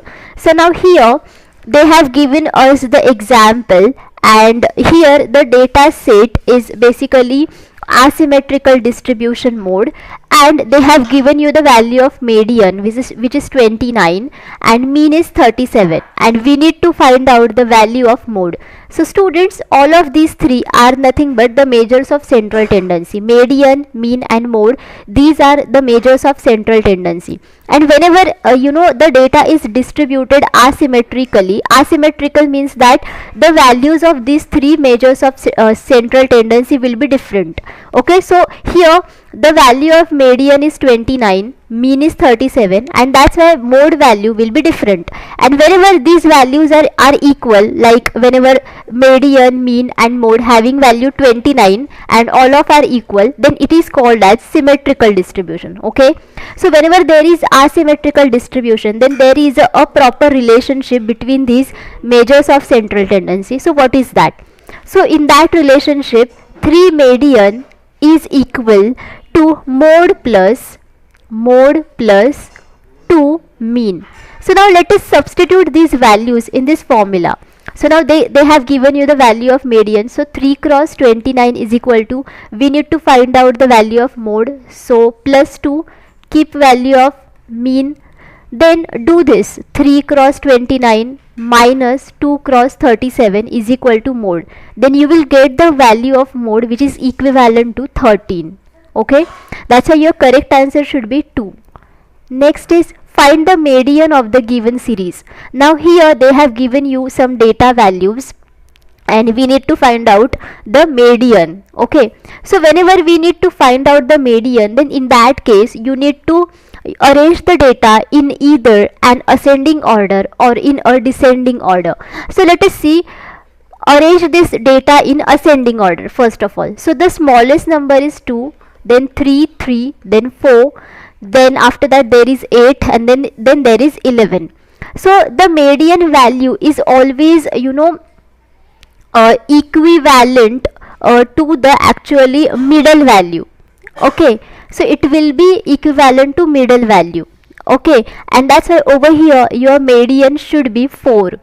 Okay, because 2 Okay, then again 4 time, 4 is actually occurred 2 times. So here 3 values will go over here, 3 values will go over here, so the middle value will be 4 years. Okay, and that's why it is called as the median, because it is the middle value in the whole data set whenever you arrange it in an either ascending order or in a descending order.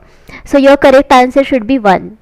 Next, find the mean proportional between 4 and 16. So there is a formula for this. So whenever you need to find out the mean proportional between the two numbers, then you need to take the square root of these two numbers, square root of the multiplication of these two numbers. Then here the numbers are 4 and 16, so take a square root of its multiplication, then you will get under root 64, you will get 8, and that's why the mean proportional between 4 and 16 will be 8. So your correct answer should be 2. Next, if mean and mode of some data are 4 and 10 respectively, its median will be. Now here they have given the values of mean and mode. The value of mean is 4 and the value of mode is 10, and we need to find out the value of median. So again use the similar formula that I have told you earlier in this video, and that is 3 median is equal to mode plus 2 mean. Now substitute the values in this. 3 median is equal to mode, the value of mode is 10 plus 2, the value of mean is 4, then 3 median is equal to 10 plus 8, which is 18. So the value of median will be 18 upon 3, which is equal to 6. So your correct answer should be 4, that is 6. Next, what is the mean of the range, mode and median of the data given below? Now here we need to find out the mean of the range, mode and median of the data given below. So that's why we need to calculate first of all range value, mode value, median value. Then after that we need to sum of these values, we need to divide it by 3, and after that you will get the mean of the range, mode and median of the given data series. So first of all let us find out the value of range, which is equal to maximum value minus minimum value. So now in the given data set, let us find out what is the first of all maximum value. So the maximum value is 19. So 19 minus minimum value is 2. So 19 minus 2, which is equal to 17. So your range will be 17. Now let us see the value of mode. So now mode is nothing but the most occurred frequency of the data value, okay, or the value or the data having mostly frequently occurred.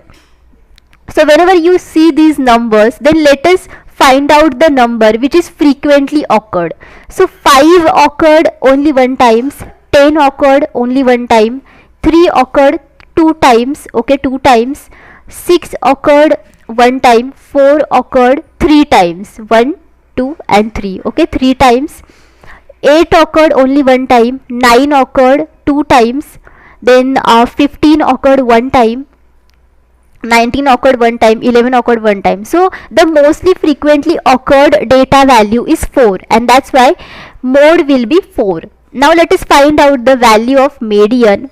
So for the median you need to either arrange your data in ascending or descending order, and you need to find out the middle value, and there is a common formula for median as well. So median is equal to n plus 1 upon 2th term when n is odd. N means number of observations will be odd. So let us see whether the number of observations over here is odd or even.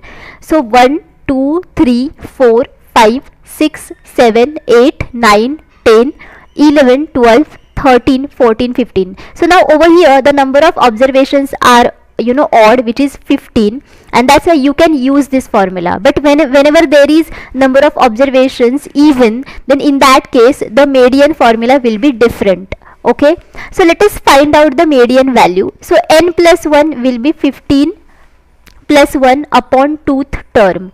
So 15 plus 1 is 16 upon 2th term, yani ki 8th term. Okay, and here the eighth term is 1 2 3 4 5 6 7 8, which is 3. That's why here your median value will be 3. So now let us 17 plus 4 plus 3 divided by 3. Do this calculation, then you will get the value of mean will be 9. Okay, 9. And that's why your correct answer should be 4, because this is the value of the mean of the range, mode and median of the whole data set which is given here. Okay, now next is find the median of the given set of numbers.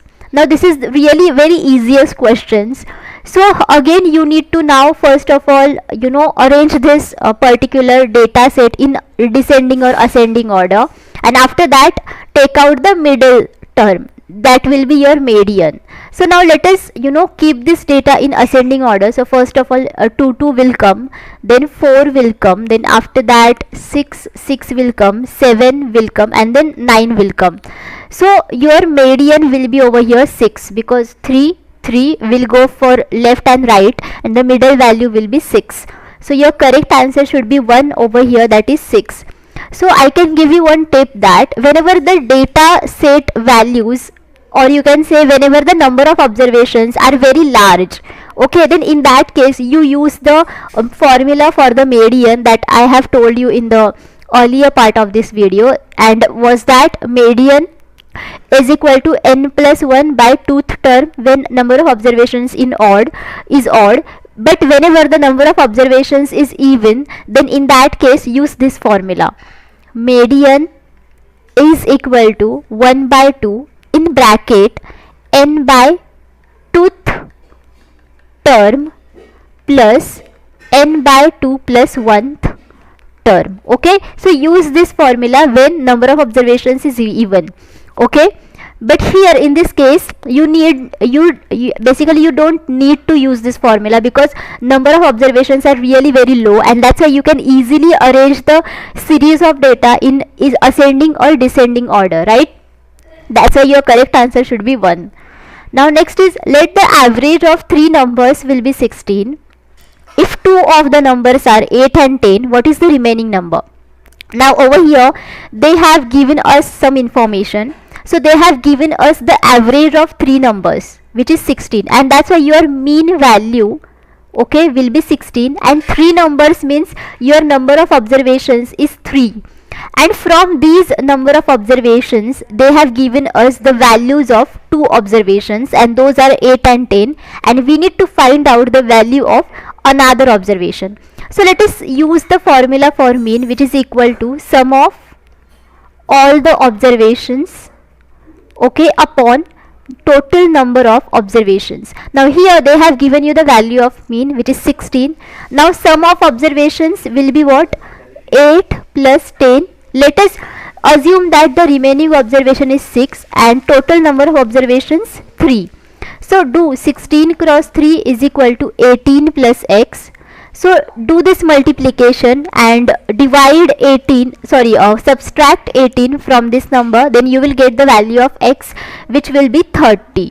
Okay, that's why your correct answer over here should be 4. Now next is, if the mode of the following data is 7, then the value of k in the data set. Now here they have given you the data set, okay, and we need to find out the value of k, and they have given you another information, which is that the value of mode is 7. Okay, it means that 7 is the most frequently occurred value in the whole data set. So let us see how many times 7 has occurred.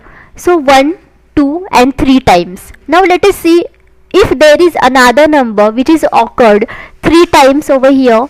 So now let us see, 6 occurred 3 times, 1, 2 and 3. It means that 7 should occur 4 times.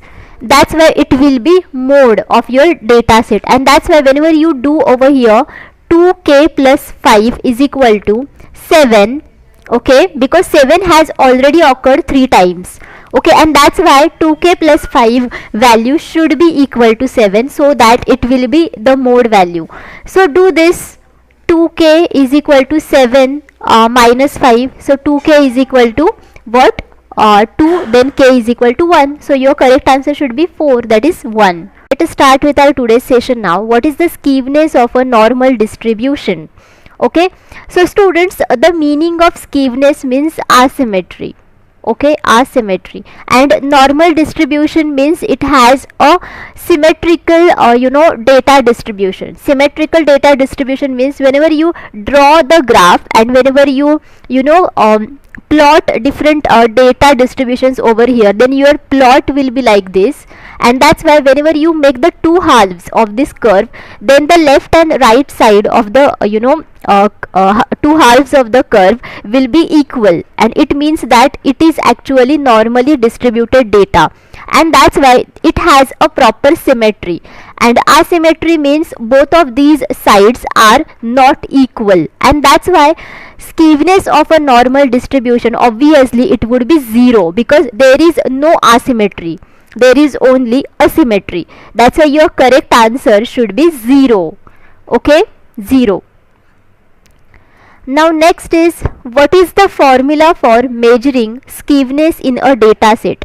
So whenever we want to measure the skewness in a data set, then there is a proper formula for that, and we need to answer that formula, which is the formula from these options. So whether it is mean minus median, whether it is mode minus median, whether it is 3 in bracket mean minus median upon standard deviation, or whether it is mean minus mode upon standard deviation. Okay, so students, the common measure of skewness is the Pearson's movement coefficient of skewness. So the measure of skewness is called as Pearson's movement coefficient of skewness, and the formula is 3 in bracket mean minus median upon standard deviation. Okay, and that's why your correct answer should be 3, that is 3 under bracket mean minus median upon standard deviation. Okay, now third is, if a variable has 3 values minus k, 0 and 3k with corresponding frequencies as 3k, 2k and k respectively, then the value of coefficient of skewness b1 or beta 1 is what? So here they have asked you to calculate the value of coefficient of skewness beta 1. So I mean to say, they have asked you to calculate this value, Pearson's movement coefficient, okay, which is actually denoted by beta 1, and they have given you certain data, and the data is there are 3 variables. Okay, and the values of those variables are minus k, 0 and 3k, and their corresponding frequencies are given. So for minus k value, the frequency is 3k, for 0 the frequency is 2k, and for 3k the frequency is k. So now students, now let us first of all make a proper table of this. So first of all, x is your particular value of a data set, then f its frequency, then fx would be multiplication of f with x, then x minus x bar means data set value minus its mean. So x bar means the mean of the whole data set. Okay, then again x minus x bar bracket square, then f into x minus x bar bracket square. Okay, then here I'll write x minus x bar bracket cube, and the last one will be f into x minus x bar bracket cube. So actually we need to calculate all these points or values first of all, because all of these points are actually we need it for our further calculation. So first of all, let us write down the values of x, which is minus k, 0, 3k, and their corresponding frequencies will be minus 3k, 2k and k. And now do the multiplication of f with x, so it will become, sorry, this is actually 3k, right? Yeah, 3k, this is 3k, so it will become minus 3k square, 0, and it will 3k square. Okay, and do the total of this at the end. So here the total of this will be 6k, the total of this will be 0, the total of sorry, एक second. So let us do the total of this frequency. So it will be 6k, okay, and the frequency the total of this fx will be 0, okay. Fine. So we actually don't need to total of this, okay.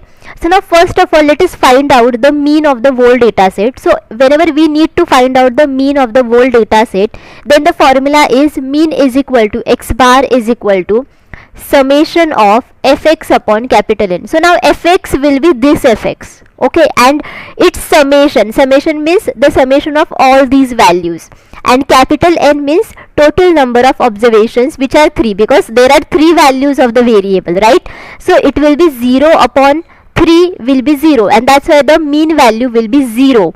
Now let us find out the mode. Mode means the value which occurred frequently in the whole data set, or the value which has the highest frequency in the whole data set. So here you can see over here that 3k is the highest frequency, right, and this is the frequency of minus k, okay, and that's why your mode will be minus k, okay. Now we need to find out the another values which are mu2, mu3, okay.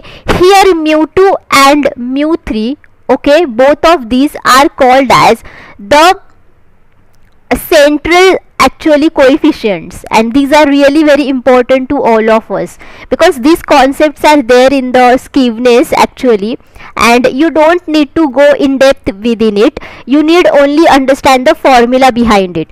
So the value of mean, that is 0, is actually your mu1, okay, which is mean here, and after that you need to find out the value of mu2 and mu3, which are actually the movement of coefficient, like that, okay. Basically they are called as movement of coefficient, so don't go depth to it. So let us find out now the values of x minus x bar. So it will be minus k, here it will be 0, it will be 3k, and their total will be 2k. Now let us do x minus x bar bracket square, then it will be k square 0 and 9k square, and their summation will be 10k square. Now do f into x minus x bar bracket square, then it will be k square 3k cube, then 0, then 9k cube, and then 12k cube. Now f in bracket x minus x bar bracket first of all find out the value of x minus x bar bracket cube. So the value will be minus k raised to 3, then 0, then 27k cube, and then their total will be 26k cube. And at the last find the value of f into x minus x bar bracket cube, okay. So over here the values will be minus 3 k raised to 4, then 0 will be as it is 0, then 27 k raised to 4, and their total will be 24 k raised to 4, okay. Now let us find out the value of mu2, okay. So I will write the other values over here, okay. So the value of mu2 will be summation of f in bracket x minus x bar bracket square upon capital N, okay. So now here you need the other values. So now let us find out what is summation of x minus x bar bracket square. So yeah, so it is what, 12k cube, okay. This is 12k cube, and your capital N will be 6k in this situation. So here 6k, okay, because you need over here the summation of f, okay, not the summation of basically the all the numbers like capital N. So you need over here 12k cube upon 6k. So why we took here 6k? Because there is summation of f, okay, there is summation of f, there is not only capital N, all of you understood, and that's why the mu2 value will be 2k square, okay. Now let us find out the value of mu3, which equal to summation of f under bracket x minus x cube bracket cube upon capital N. So now let us see over here what is the value of summation of f into bracket x minus x bar bracket cube. So which is 24k raised to 4. Now all of you understood, and that's why it will become 24k raised to 4 upon 6k, as it is 6k, so it will become 4k cube. Okay, so now whenever you need to find out the coefficient of skewness, that is beta 1, so its formula is mu 3 square upon mu 2 cube. So now here you have found out the values of mu 3 and mu 2. Now substitute these values in this formula, then at the end you get the values 16k raised to 6 upon 8k raised to 6, which equal to 2. So that's why your correct answer to this question should be 2. Okay, all of you understood? I know that this is little bit difficult to understand, but whenever you solve such kind of questions at least 2 to 3 times, then you will understand exactly what they are going to say and how it can be solved. Okay, now let us go to the next question. In a negatively skewed distribution, so whenever there is a negatively skewed distribution, then what will happen? Okay, so students, whenever there is skewness and which is negative, then in that situation mean is smaller than median. So mean value is basically smaller than median. Okay, and distribution has large tail of small values. So there are small values of the data, but they will be having a large tail. All of you getting? And that's why whenever there is negatively skewed distribution, then in that situation mode is greater than median, which is greater than mean, and that's why your correct answer would be 2, because here mode is greater than median and median is greater than mean. Okay, now next is if the distribution is negatively skewed, then so again they have asked you the similar question, but the options are different. Mean is more than the mode, median is at right to the mode, mean is less than the mode, mean is at right to the median. So as I have told earlier in the question 4, that in this situation basically mean is smaller than median and median is smaller than mode, and that's why your correct answer would be 3, because ultimately your mean value will be less than mode in the negatively skewed distribution. Okay, the first 4 raw moments of distribution are 2. Okay, 136, 320 and 40,000. The coefficient of skewness is, now again here in this question they have asked you to calculate the coefficient of skewness, but they have given you 4 raw moments of distribution. So actually there we have seen mu 1, mu 2, mu 3, mu 4, right, in the last previous question. So in that question they are called as basically the central movements or the central coefficient movements, but here they have given you the values of raw movements. So by the values of raw movements, now we need to calculate the values of central movements. So first of all write the values of raw movements. Now let us assume mu 1 slash is equal to 2, then mu 2 slash is equal to 136, mu 3 slash is equal to 320 and mu 4 slash is equal to 40,000. So now let us find out the values of central movements. Now mu 1 is your first central movement, so mu 1 is equal to mu slash 1 which is equal to 2. Okay, the formula is actually same. Okay, now whenever you need to calculate the value of mu 2, then for that the formula is mu 2 slash minus mu 1 slash bracket square, and that's why your correct value for the similar, which is equal to 132. Now let us find out the value of mu 3, which is equal to mu 3 slash minus 3 cross mu 2 slash mu 1 slash plus 2 in bracket mu 1 slash bracket cube. Okay, and whenever you calculate all these things, whenever you substitute the values of other materials like mu 3 slash, mu 2 slash, mu 1 slash, then you will finally get the value which is equivalent to minus 480. Okay, now let us find out the values of mu 4, which is equal to mu 4 slash minus 4 cross mu 1 slash cross mu 3 slash plus 6 cross mu2 slash in bracket mu1 slash bracket square minus 3 mu1 slash raised to 4. Okay, then again substitute the values of these materials, then finally you will get the value of mu4, which is equivalent to 40656. And according to the formula that I have told you earlier in this video, the coefficient of skewness, which is denoted by beta 1, is equal to mu3 square upon mu2 cube.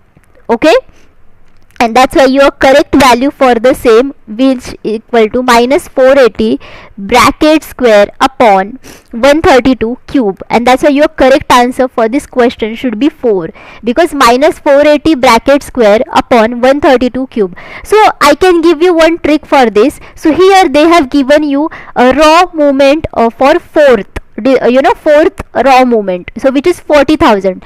So when you don't calculate the central movement for this value, then it will be okay, because you don't need that value in your final answer, because within the beta 1 formula there is no mu4, right? You need to calculate only mu3 and mu2, so it is sufficient. So you don't waste time in calculating the mu4. Okay, I have calculated it because I want to tell you the formula. Okay, but it is not necessary, so take into consideration these things. Now for a frequency distribution of a variable x, mean is equal to 32 and median is 30. So now the distribution is, now there is a frequency distribution of a variable x, and they have given you the values of mean, which is 32, and median is 30. So now what kind of distribution would it be? Whether it would be positively skewed distribution or negatively skewed distribution or mesochoritic or platichoritic.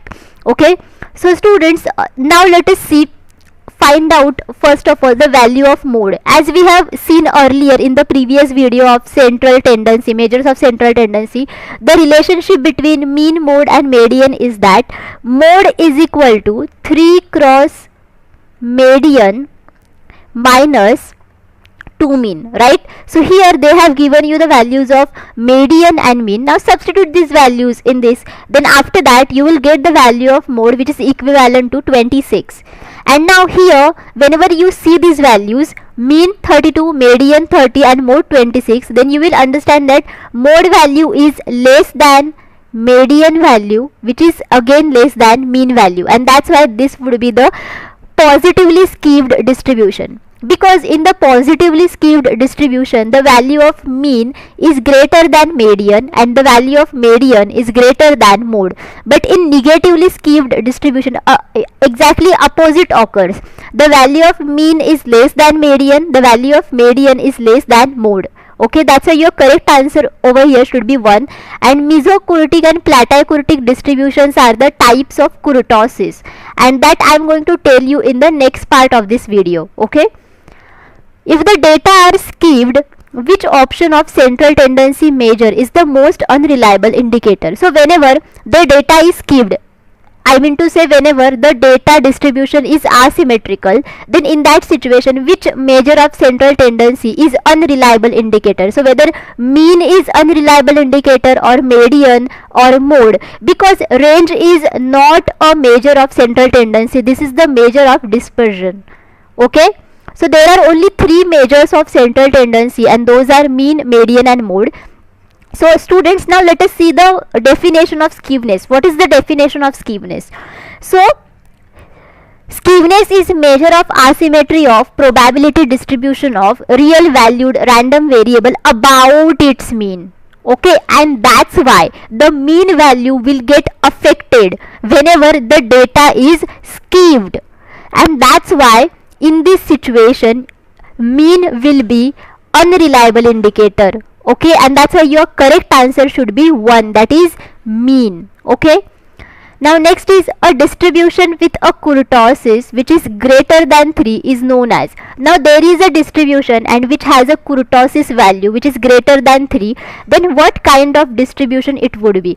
Whether it would be platichoritic, mesochoritic, leptochoritic or excess kurtosis. So students, as we have seen skewness, so like skewness there is a kurtosis, but kurtosis exactly tells you how long the data distribution at the tail point and at the peak point.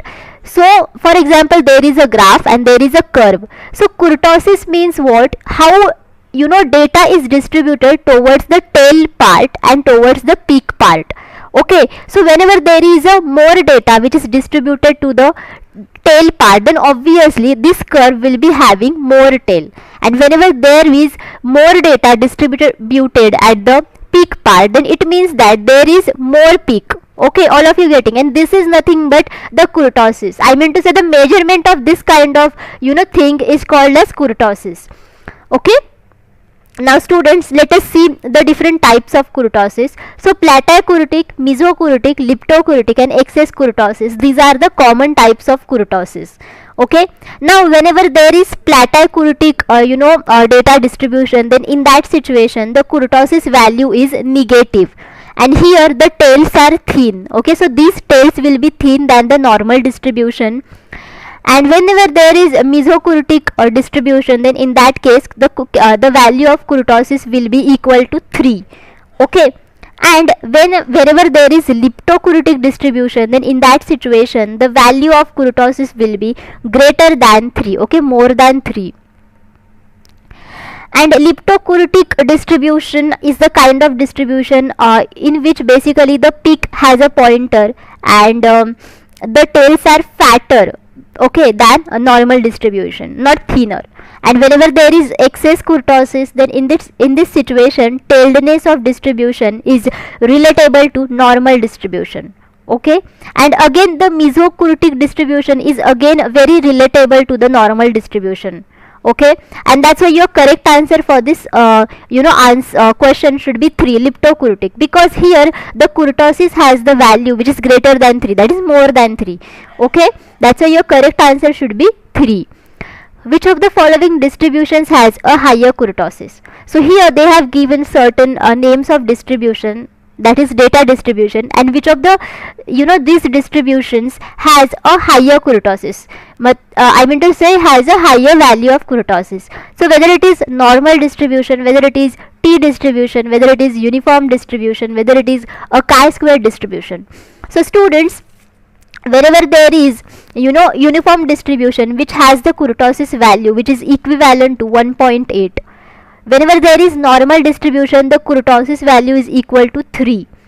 Okay, whenever there is t distribution which has kurtosis which is greater than in normal distribution, which is basically you can say more than 3, and whenever there is chi-square distribution, then it has the highest value of kurtosis, and that's why your correct answer should be 4. Okay, because chi-square distribution has the highest value of kurtosis. Okay, fine. So students, thank you for watching this session. I hope all of you understood everything whatever I have explained to you. So but still if you have any doubts, you can ask me in the comment box of this video. Okay.